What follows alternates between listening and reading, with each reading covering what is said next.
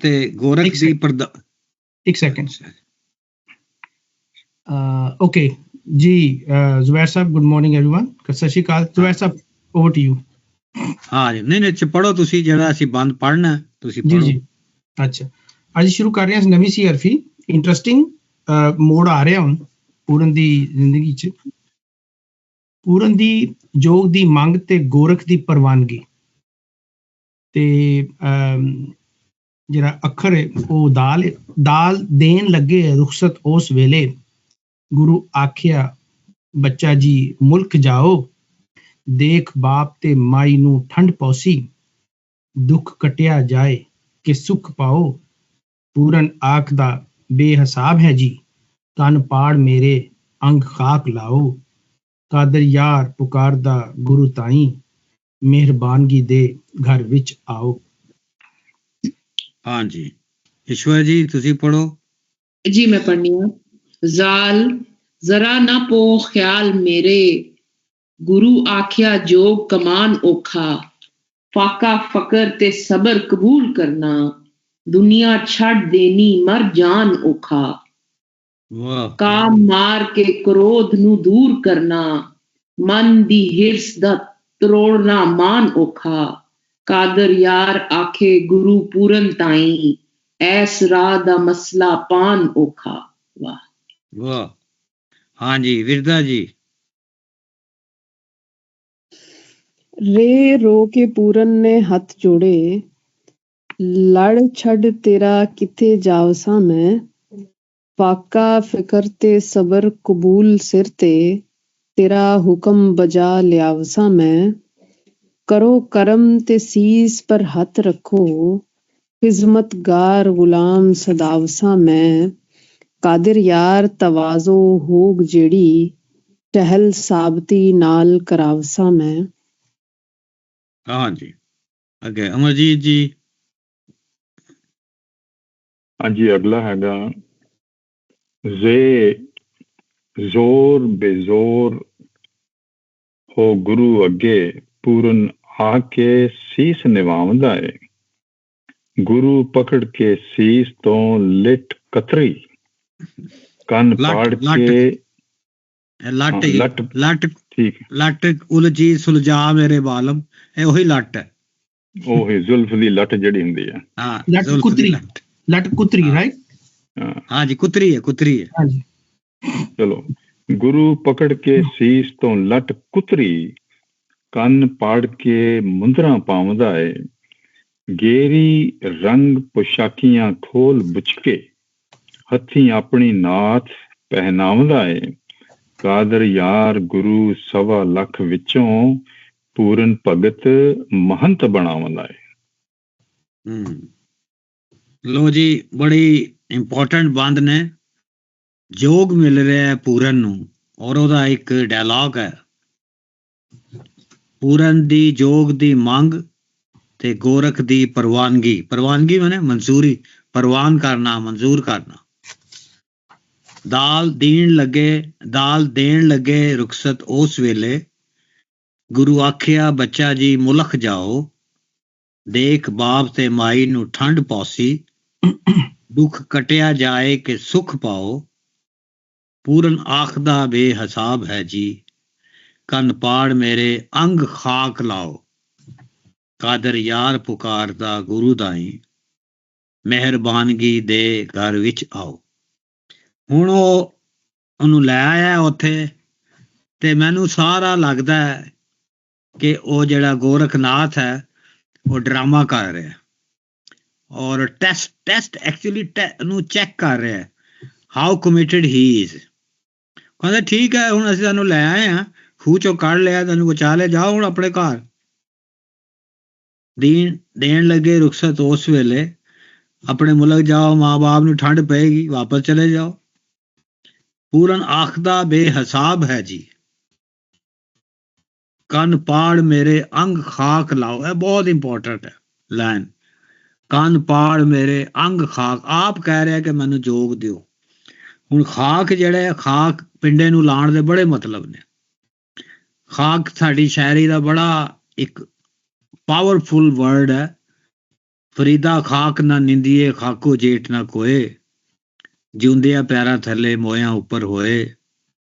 ਫਿਰ ਸ਼ਾਹ ਹੁਸੈਨ ਨੇ ਕਿਹਾ ਸੀ ਅਸਾਂ ਅੰਦਰ ਖਾਕ ਸਮਾਵਣਾ। ਤੇ ਸਾਡਾ ਇੱਕ ਸ਼ਾਇਰ ਹੈ ਬੜਾ ਮਸ਼ਹੂਰ, ਸਈਦ ਸਾਹਿਬ ਨੂੰ ਉਹਦੀ ਪੂਰੀ ਨਜ਼ਮ ਯਾਦ ਹੋਣੀ ਹੈ। ਐ ਖਾਕ ਨਸ਼ੀਨੋ ਉੱਠ ਬੈਠੋ, वो वक्त करीब आ पहुंचा है जब ताज गिराए जाएंगे और तख्त उछाले जाएंगे। वाह वाह फैज। तो खाक है उठेगा नल हक का नारा और राज करेगी खल्के खुदा जो मैं भी हूं और तुम भी हो। तो खाक जड़ी है ना, खाक वो एक किताब सी बड़े मशहूर कैरेबियन दे रहन वाले साइकोलॉजिस्ट दी, रैचड ऑफ अर्थ। ਤੇ ਉਹਦਾ ਵੀ ਤਰਜਮਾ ਸਾਡੇ ਇੰਤਜ਼ਾਰ ਹੁਸੈਨ ਸਾਹਿਬ ਬੜੇ ਉਰਦੂ ਦੇ ਵੱਡੇ ਰਾਈਟਰ ਹੋਏ ਨੇ, ਉਹਨਾਂ ਨੇ ਉਹਦਾ ਕੀਤਾ ਸੀ ਉਸਤਾਦ ਗਾਨੇ ਖਾਕ। ਖਾਕ ਜਿਹੜਾ ਹੈ ਤੇ ਫਾਰਸੀ ਦਾ ਲਫ਼ਜ਼ ਹੈ, ਲੇਕਿਨ ਹੈ ਕਿ ਸਾਡੀ ਸ਼ਾਇਰੀ 'ਚ ਇਸ ਤਰ੍ਹਾਂ ਰਚ ਮਿਸ ਗਿਆ ਕਿ ਜਿਵੇਂ ਸਾਡਾ ਹੀ ਲਫ਼ਜ਼ ਬਣ ਗਿਆ। ਔਰ ਖਾਕ ਦੇ ਕਈ ਮਤਲਬ ਨੇ। ਖਾਕ ਦਾ ਮਤਲਬ ਸਿਰਫ ਮਿੱਟੀ ਨਹੀਂ ਹੈ, ਖਾਕ ਦਾ ਮਤਲਬ ਲੋਕ ਵੀ ਨੇ। ਇਹ ਖਾਕ ਨਸ਼ੀਨੋ ਉੱਠ ਬੈਠੋ, ਜਿਹੜੇ ਮਿੱਟੀ ਦੇ ਵਿੱਚ ਰਹਿ ਰਹੇ ਨੇ, ਜਿਹੜੇ ਮਿੱਟੀ ਦੇ ਨਾਲ ਮਿੱਟੀ ਹੈ। ਇੱਥੇ ਉਹ ਕਹਿੰਦਾ ਕੰਨ ਮੇਰੇ ਪਾੜੋ ਔਰ ਅੰਗ ਮੇਰੇ ਖਾਕ ਲਾਓ। ਖਾਕ ਲਾਣਾ ਇੱਕ ਤੇ ਹੈ ਕਿ ਮੈਨੂੰ ਜ਼ਮੀਨ ਦੇ ਨਾਲ ਜੋੜ ਦਿਓ, ਮੈਨੂੰ ਧਰਤੀ ਦੇ ਨਾਲ ਜੋੜ ਦਿਓ, ਮੈਨੂੰ ਮਿੱਟੀ ਦੇ ਨਾਲ ਮਿੱਟੀ ਕਰ ਦਿਓ। ਦੂਸਰਾ ਹੈਗਾ ਕਿ ਮੈਨੂੰ ਸਾਰਿਆਂ ਦੇ ਨਾਲ ਇੱਕਮਿਕ ਕਰ ਦਿਓ। ਜਿਹੜਾ ਸਾਰੇ ਜੋਗੀ ਇੱਥੇ ਬੈਠੇ ਨੇ, ਮੇਰਾ ਆਪਣਾ ਜਿਹੜਾ ਆਪਣੀ ਮੇਰੀ ਪਹਿਚਾਨ ਹੈ ਉਹ ਖਤਮ ਹੋ ਜਾਏਗੀ, ਮੈਂ ਮਿੱਟੀ ਲਾ ਕੇ ਸਾਰਿਆਂ ਵਰਗਾ ਬਣ ਜਾਵਾਂਗਾ। ਹੁਣ ਕੰਨ ਪਾੜ ਜਾਂ ਕੰਨ ਕੱਪਣਾ, ਇਹ ਵੀ ਬਹੁਤ ਇੱਕ ਸਟਰੋਂਗ ਟ੍ਰੈਡੀਸ਼ਨ ਹੈ। ਇਹਦੇ ਕਈ ਮਤਲਬ ਹੋ ਸਕਦੇ। ਮੈਨੂੰ ਵੱਡਾ ਵੱਡਾ ਜਿਹੜਾ ਸਮਝ ਆਉਂਦਾ ਹੈ, ਤੇ ਡਾਕਟਰ ਲੇਜ਼ੀਆ ਵੀ ਆਏ ਹੋਏ ਨੇ, ਮੈਨੂੰ ਇਹ ਸਮਝ ਆਉਂਦਾ ਕਿ ਜਿਹੜਾ ਜੈਂਡਰ ਦਾ ਰੋਲ ਹੈ ਬੰਦੇ ਦਾ, ਮਰਦ ਹੋਣ ਦਾ, ਇਹ ਉਹਦੀ ਨਫੀ ਹੈ। ਕੰਨ ਪਾੜ ਕੇ ਮੁੰਦਰਾਂ ਪਾਣੀਆਂ ਜਿਹੜੀਆਂ ਇਹ ਉਹਦੀ ਨਫੀ ਹੈ। ਜਿਹੜਾ ਪੈਟਰੀਆਰਕੀ ਹੈ, ਇਹ ਤੇਰੇ ਅੰਦਰ ਜਿਹੜੀ ਮਰਦਾਨਗੀ ਹੈ, ਉਹ ਮੁੰਦਰਾਂ ਜਿਹੜੇ ਨੇ ਮੁੰਦਰਾਂ ਨੂੰ ਪਵਾ ਦਿੰਦੇ ਨੇ।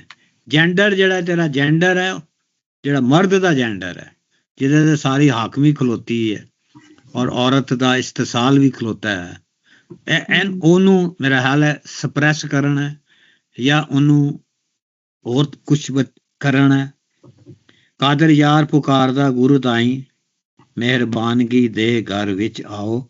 ਮਿਹਰਬਾਨਗੀ ਮਨੇ ਗੁੱਡਨੈਸ। ਮੈਂ ਜਿਹੜਾ ਜੋਗੀ ਬਣਨ ਲਈ ਤਿਆਰ ਹਾਂ, ਮੈਨੂੰ ਤੁਸੀਂ ਕਿਉਂ ਇੱਥੋਂ ਭੇਜ ਰਹੇ ਹੋ? ਔਰ ਮੈਂ ਖਾਕ ਲਾਉਣ ਵਾਸਤੇ ਵੀ ਤਿਆਰ ਹਾਂ, ਕੰਨ ਪੜਵਾਉਣ ਵਾਸਤੇ ਵੀ ਤਿਆਰ ਹਾਂ, ਕੰਨ ਕਪਵਾਉਣ ਵਾਸਤੇ ਵੀ ਤਿਆਰ ਹਾਂ।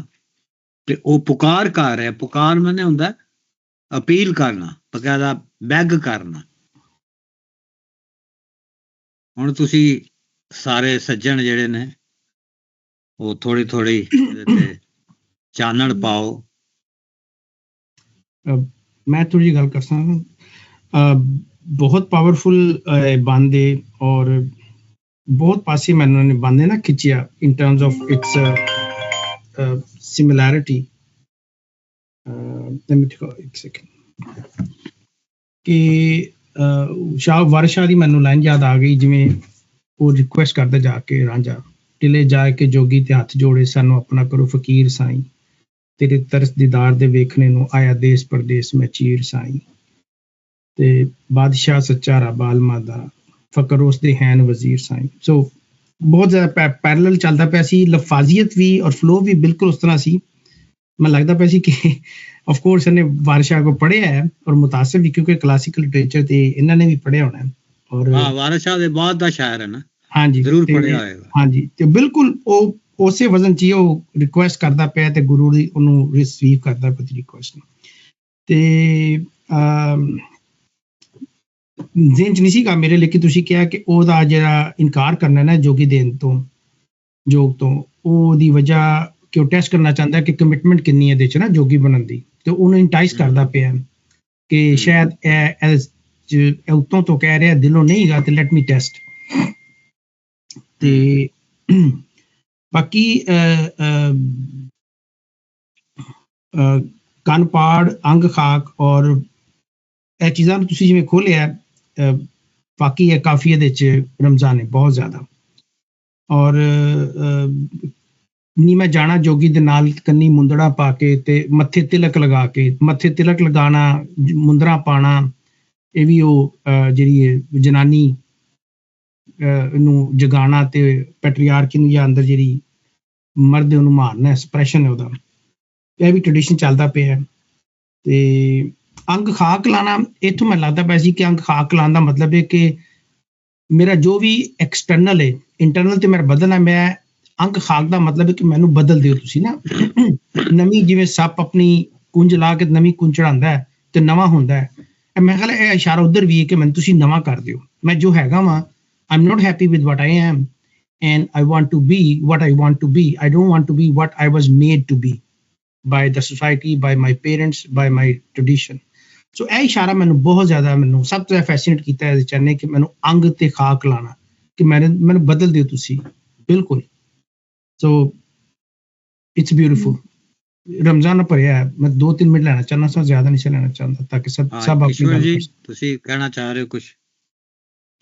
ਨਹੀਂ, ਇਹ ਜਿਹੜੀ ਖਾਕ ਵਾਲੀ ਐਨਾਲੋਜੀ ਹੈ ਨਾ, ਕੰਨ ਪਾੜਨਾ, ਖਾਕ ਲਾਓ, ਤੇ ਇਸ ਵਿੱਚ ਨਾ ਡੈਥ ਨਹੀਂ ਤੇ ਕਬਰ ਨਹੀਂ ਵੀ ਐਨਾਲੋਜੀ ਤੁਸਾਂ ਕੀ ਦਿਸਣੀ ਪਈ ਕਿ ਜਦੋਂ ਜੁੱਸਾ ਖਤਮ ਹੋਈ ਗਸ਼ਣਾ,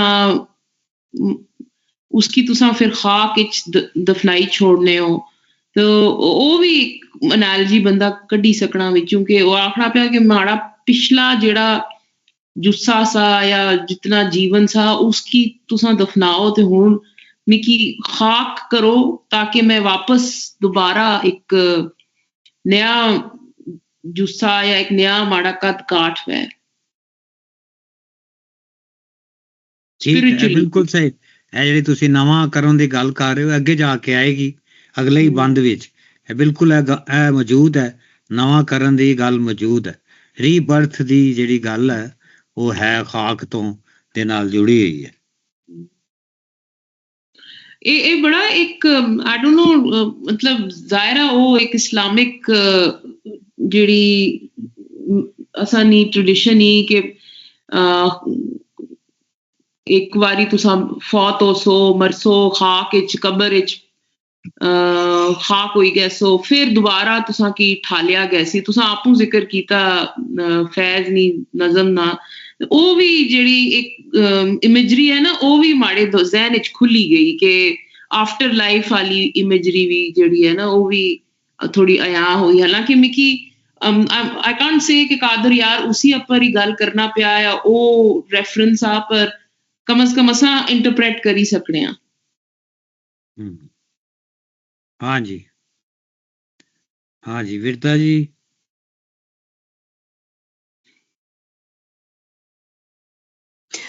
ਮੈਨੂੰ ਤੇ ਪਿੱਛੇ ਵੀ ਜਿਹੜਾ ਪੜਿਆ ਸੀ ਲਾਸਟ ਲੈਸਨ ਵਿੱਚ ਕਿ ਕਰੋ ਕਰਮ ਭਗਵਾਨ ਦਾ ਵਾਸਤਾ ਜੇ ਹੋਵਨ ਨੈਣ ਪ੍ਰਾਨ ਵਸੂਲ ਮੈਨੂੰ, ਤੇ ਉਹ ਬਾਰ-ਬਾਰ ਉਹ ਜਿਸ ਤਰ੍ਹਾਂ ਕਹਿ ਰਿਹਾ ਨਾ ਕਿ ਕਾਦਰ ਯਾਰ ਪੁਕਾਰਦਾ ਗੁਰੂ ਤਾਈਂ, ਉਹਦੀ ਜਿਹੜੀ ਉਹ ਤਲਬ ਆ, ਪਿਆਸ ਆ ਟੂਵਰਡਸ ਕਿ ਮੈਂ ਇੱਕ ਹੋਰ ਦੁਨੀਆ ਨੂੰ ਐਕਸਪਲੋਰ ਕਰਾਂ ਜਾਂ ਮੈਨੂੰ ਸੱਚ ਮਿਲੇ, ਮਤਲਬ ਜਾਂ ਜਿਹਨੂੰ ਜਾਂ ਉਹ ਇੰਸਪਾਇਰ ਬਹੁਤ ਜ਼ਿਆਦਾ ਵਾ। ਮੈਨੂੰ ਕਿਧਰੇ ਲੱਗਦਾ ਕਿ ਉਹ ਇਸ ਜੋਗੀ ਦੇ ਕੈਰੈਕਟਰ ਤੋਂ ਮੈਸਮਰਾਈਜ਼ ਆ ਬਹੁਤ ਜ਼ਿਆਦਾ, ਕਿ ਉਹਨੂੰ ਇੰਨਾ ਉਹ ਕੈਰੈਕਟਰ ਅੱਛਾ ਲੱਗਿਆ ਕਿ ਉਹ ਕਹਿੰਦਾ ਬਸ ਮੈਂ ਇਹੋ ਹੀ ਬਣਨਾ ਚਾਹੁੰਦਾ ਵਾਂ।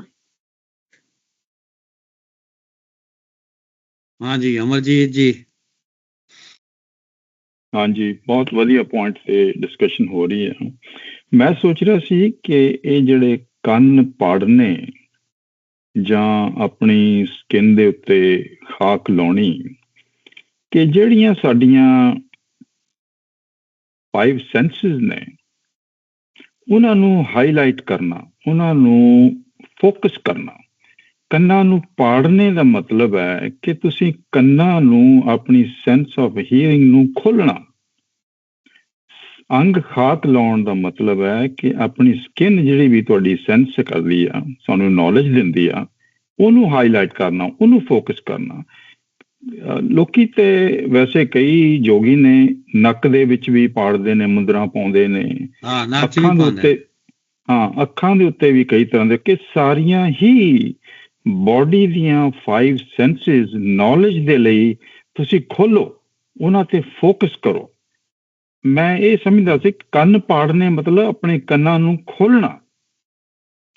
ਮੁੰਦਰਾ is just one point of highlighting it, ਪਰ ਆਪਣੀ ਸੈਂਸਿਸ ਜਿਹੜੀਆਂ ਤੁਹਾਨੂੰ ਨੌਲੇਜ ਦਿੰਦੀਆਂ ਨੇ ਉਹਨਾਂ ਦੇ ਉੱਤੇ ਟੋਟਲੀ ਫੋਕਸ ਕਰਨਾ ਯੋਗੀਆਂ ਦਾ ਤਾਂ ਖੈਰ ਬਹੁਤ ਵੱਡਾ ਕੰਮ ਸੀ। ਇਹੋ ਸਕਿਨ ਹੈ, ਜਿੱਦਾਂ ਨੱਕ ਹੈ ਤੁਹਾਡਾ, ਬੋਲਣ ਔਰ ਜ਼ੁਬਾਨ ਦੇ ਉੱਤੇ ਵੀ, ਆਪਣੇ ਬੋਲਣ ਦੇ ਉੱਤੇ ਵੀ ਆਮ ਤੌਰ ਤੇ ਬਹੁਤਾ ਚੁੱਪ ਹੀ ਰਹਿੰਦੇ ਸੀ ਯੋਗੀ, ਇੰਨੇ ਜ਼ਿਆਦਾ ਨਹੀਂ, ਪਰ ਜੇ ਬੋਲਣਾ ਤੇ ਬੜੇ ਮਤਲਬ ਦੀ ਗੱਲ ਕਰਨੀ। ਤੋ ਮੈਂ ਇਹ ਸਮਝਦਾ ਸੀ ਕਿ ਇਹ ਉਧਰ ਨੂੰ ਇਸ਼ਾਰਾ ਚੱਲ ਰਿਹਾ, ਕੰਨ ਪਾੜਨੇ, ਖਾਕ ਲਾਉਣੀ, ਸਾਰਾ ਕੁਝ। ਔਰ ਇੱਕ ਹੋਰ ਮੈਂ ਗੱਲ ਕਰਨੀ ਚਾਹੁੰਦਾ ਸੀ, ਉੱਪਰ ਲਾਈਨ ਆਈ ਆ ਕਿ ਜਦੋਂ ਗੋਰਖਨਾਥ ਕਹਿੰਦਾ ਕਿ ਤੁਸੀਂ ਆਪਣੇ ਘਰ ਜਾਓ, ਮਾਂ ਬਾਪ ਦੇ ਦਿਲ ਨੂੰ ਠੰਡ ਪੈਸੀ, ਦੁੱਖ ਕੱਟਿਆ ਜਾਏ ਤੇ ਸੁੱਖ ਪਾਵੋ।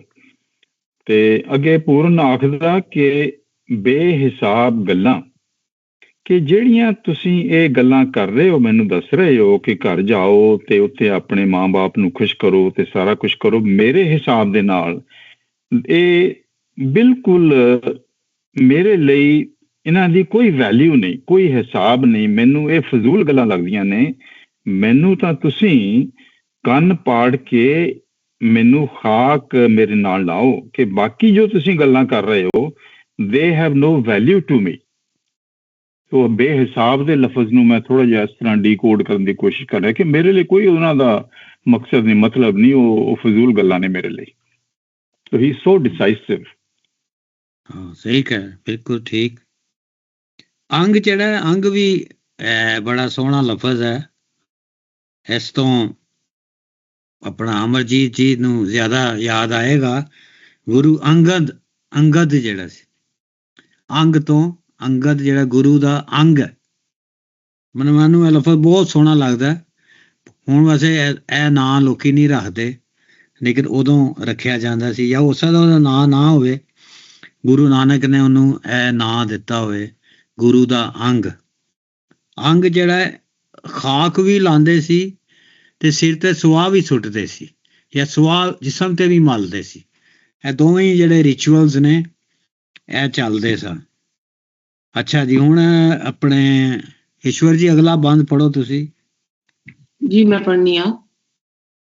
ਜ਼ਾਲ ਜ਼ਰਾ ਨਾ ਪੋ ਖਿਆਲ ਮੇਰੇ, ਗੁਰੂ ਆਖਿਆ ਜੋਗ ਕਮਾਨ ਔਖਾ, ਫਾਕਾ ਫਕਰ ਤੇ ਸਬਰ ਕਬੂਲ ਕਰਨਾ, ਦੁਨੀਆ ਛੱਡ ਦੇਣੀ ਮਰ ਜਾਨ ਔਖਾ, ਕਾਮ ਮਾਰ ਕੇ ਕਰੋਧ ਨੂੰ ਦੂਰ ਕਰਨਾ, ਮਨ ਦੀ ਹਿਰਸ ਦਾ ਤਰੋੜਨਾ ਮਾਨ ਔਖਾ, ਕਾਦਰ ਯਾਰ ਆਖੇ ਗੁਰੂ ਪੂਰਨ ਤਾਈ, ਇਸ ਰਾਹ ਦਾ ਮਸਲਾ ਪਾਨ ਔਖਾ।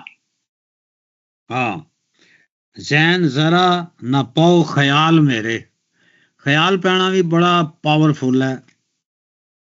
ਰਾਂਝਾ ਆਖਦਾ ਪਾਓ ਨਾ ਖਿਆਲ ਮੇਰੇ, ਸਪ ਸ਼ੀ ਫਕੀਰ ਦਾ ਦੇਸ ਕਿਹਾ। ਤੇ ਇੱਕ ਸ਼ਾਹ ਹੁਸੈਨ ਦੀ ਹੈ ਗੱਲ, ਉਹ ਕੀਤੀ ਸਾਡੇ ਖਿਆਲ ਪਈ, ਹੁਣ ਪਈ ਉਹ ਨਿਬਾਹੀ ਲੋੜੀਏ। ਆਪਣਾ ਲੇਜ਼ੀਆ ਜੀ, ਤੁਹਾਨੂੰ ਅੱਗੇ ਯਾਦ ਹੈ ਅਗਲੀਆਂ ਲਾਈਨਾਂ? ਗੱਲ ਉਹ ਕੀਤੀ ਸਾਡੇ ਖਿਆਲ ਪਈ, ਤੇ ਉਹ ਕਹਿੰਦਾ ਜ਼ਰਾ ਨਾ ਪਾਓ ਖਿਆਲ ਮੇਰੇ। ਕਾਦਰ ਯਾਰ ਬਿਲਕੁਲ ਸਹੀ ਕਹਿ ਰਹੇ ਨੇ। ਹਾਂਜੀ, ਉਹ ਜਿਹੜੀ ਸ਼ਾਹ ਹੁਸੈਨ ਦੀ ਕਾਫੀ ਹੈ, ਹਾਂਜੀ ਹਾਂਜੀ, ਗੱਲ ਉਹ ਕੀਤੀ ਸਾਡੇ, ਹਾਂਜੀ ਪੂਰੀ ਕਾਫੀ ਆ ਉਹ। ਜੇ ਕੋਈ ਦੋ ਤਿੰਨ ਲਾਈਨਾਂ ਬੋਲਣੀ ਹੈ ਪੜ੍ਹ ਦਿਓ, ਦੋ ਤਿੰਨ ਲਾਈਨਾਂ ਬਸ ਰੈਫਰੈਂਸ ਲਈ ਪੜ੍ਹ ਦਿਓ, ਰੈਫਰੈਂਸ ਲਈ। ਉਹਦੇ ਵਿੱਚ ਬਸ ਇਹ ਸੀ ਕਿ ਗੱਲ ਉਹ ਕੀਤੀ ਸਾਡੇ ਖਿਆਲ ਪਈ, ਗੱਲ ਪਈ ਉਹ ਨਿਵਾਹੀ ਲੋੜੀਏ। ਇਹ ਪੂਰੀ ਕਾਫੀ ਸੀ ਉਹਨਾਂ ਦੀ। ਮੈਂ ਥੋੜੀਆਂ ਜਿਹੀਆਂ ਲਾਈਨਾਂ ਚ ਬੋਲ ਰਹੀ ਹਾਂ। ਗੱਲ ਉਹ ਕੀਤੀ ਸਾਡੇ ਖਿਆਲ ਪਈ, ਹਾਂਜੀ ਮਿਲੇ ਕਾਫੀ।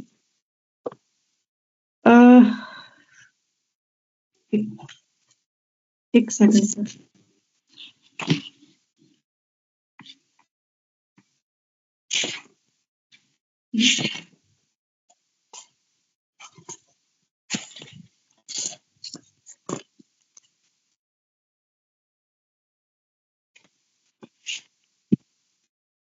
ਗੱਲ ਉਹ ਕੀਤੀ ਸਾਡੇ ਖਿਆਲ ਪਈ, ਰਾਮਕਲੀ ਰਾਗ ਦੇ ਵਿੱਚ ਹੈ ਇਹ। ਗੱਲ ਪਈ ਉਹ ਨਿਵਾਹੀ ਲੋੜੀਏ, ਸ਼ਮਾ ਦੇ ਪਰਵਾਨੇ ਵਾਂਗੂ ਜਲਦਿਆਂ ਅੰਗ ਨਾ ਮੋੜੀਏ।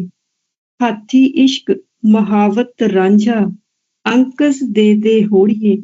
ਕਹੇ ਹੁਸੈਨ ਫਕੀਰ ਸਾਈਂ ਦਾ, ਲੱਗੜੀ ਪ੍ਰੀਤ ਨਾ ਤੋੜੀਏ। ਹਾਂ, ਵਾਹ ਜੀ ਵਾਹ। ਵਾਹ ਜੀ ਵਾਹ। ਬਹੁਤ ਵਧੀਆ। ਸੋ ਹਾਂ ਜੀ, ਗੱਲ ਵੈਸੇ ਅਸੀਂ ਇਹ ਸੰਗਤ ਚ ਕੀਤੀ ਸੀ ਕਾਫੀ ਡਾਕਟਰ ਸਾਹਿਬ ਦੇ ਨਾਲ। ਹਾਂ, ਬਹੁਤ ਜ਼ਬਰਦਸਤ ਕਾਫੀ ਹੈ ਹਾਂਜੀ।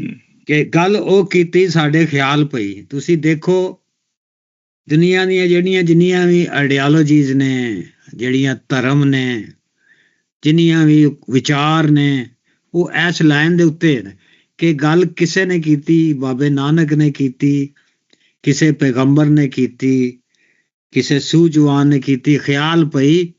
ਫਿਰ ਅਸੀਂ ਚਾਹੁੰਦੇ ਹਾਂ ਕਿ ਇਹ ਗੱਲ ਨੂੰ ਪੂਰਾ ਕੀਤਾ ਜਾਏ। ਗੱਲ ਪਈ ਉਹ ਨਿਭਾਈ ਲੋੜੀਏ।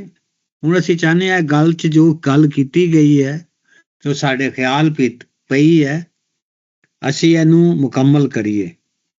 ਤੋ ਇੱਥੇ ਵੀ ਉਹ ਬੜਾ ਸੋਹਣੀ ਮਜ਼ੇਦਾਰ ਗੱਲ ਕਰਕੇ ਉਹਨੂੰ ਪਰਾ ਕਰ ਰਿਹਾ, ਜ਼ੈਨ ਜ਼ਰਾ ਨਾ ਪਾਓ ਖਿਆਲ ਮੇਰੇ, ਕਿ ਜੇ ਤੂੰ ਮੇਰੇ ਖਿਆਲ 'ਚ ਪੈ ਗਿਆ ਤੇ ਫਿਰ ਤੈਨੂੰ ਨਿਭਾਉਣਾ ਪਏਗਾ।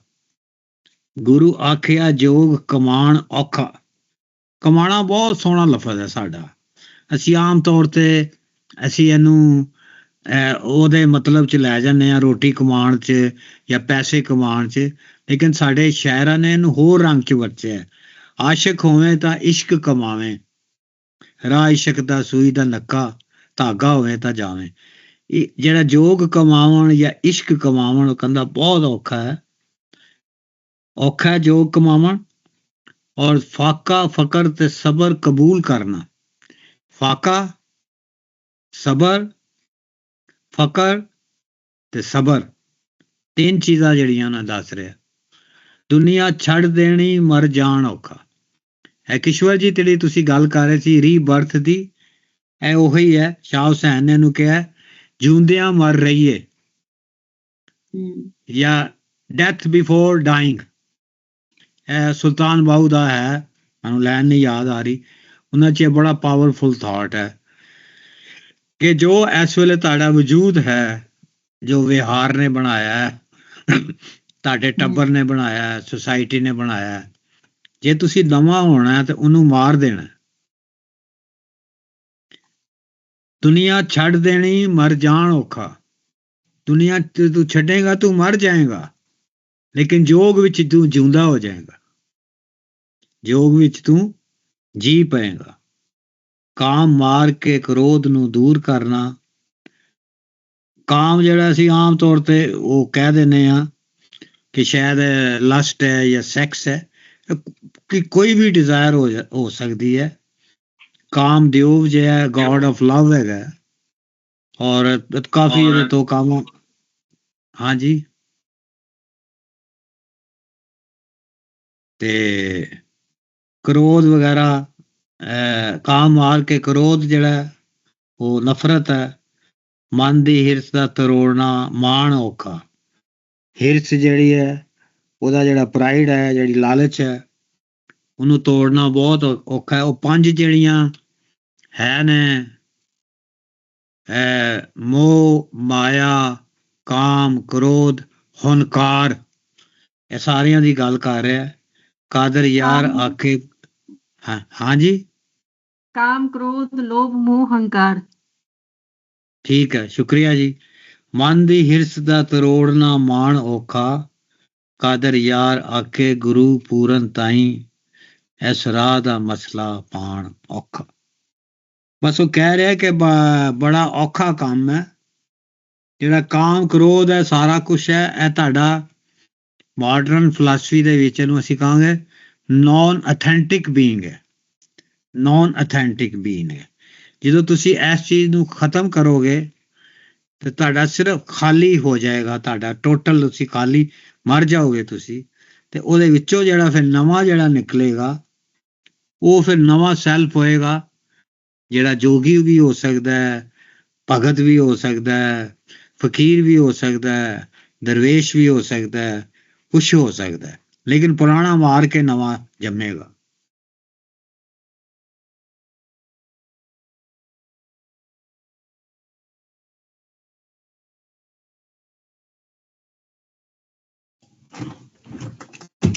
ਅੱਛਾ, ਇਸ ਬੰਦ ਵਿੱਚ ਨਾ ਮਟੀਰੀਅਲ ਵੀ ਤੇ ਸਪਿਰਿਚੁਅਲ ਸਾਰੀ ਚੀਜ਼ਾਂ ਨਹੀਂ ਉਹ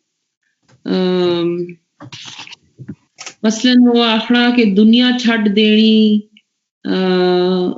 ਉਹ ਮਤਲਬ ਇੱਕ ਮਟੀਰੀਅਲ ਚੀਜ਼ ਛੱਡੋ ਪਹਿਲੋਂ, ਫਿਰ ਅੰਦਰ ਨਾ ਜਿਹੜਾ ਮਨ ਆ ਕਾਮ ਕ੍ਰੋਧ ਉਹ ਵੀ ਛੱਡ ਸਾਰਾ ਤੁਸਾਂ ਮਾਰਨਾ। ਸੋ ਤੁਸਾਂ ਕੀ ਨਾ ਪਤਾ ਲੱਗਣਾ ਪਿਆ ਕਿ ਦੋ ਹੀ ਮਤਲਬ ਇੱਕ ਐਕਸਟਰਨਲ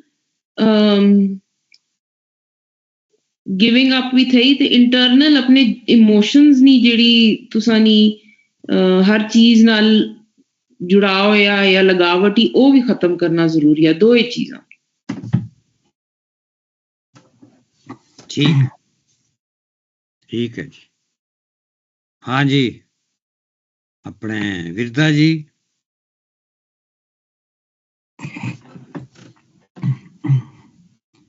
ਕੁਝ ਖਾਸ ਨਹੀਂ ਹਜੇ ਜ਼ਿਹਨ ਵਿੱਚ ਆ ਰਿਹਾ, ਗੱਲ ਕਰਦੇ ਨੇ ਤਾਂ ਸ਼ਾਇਦ ਆ ਜਾਏ।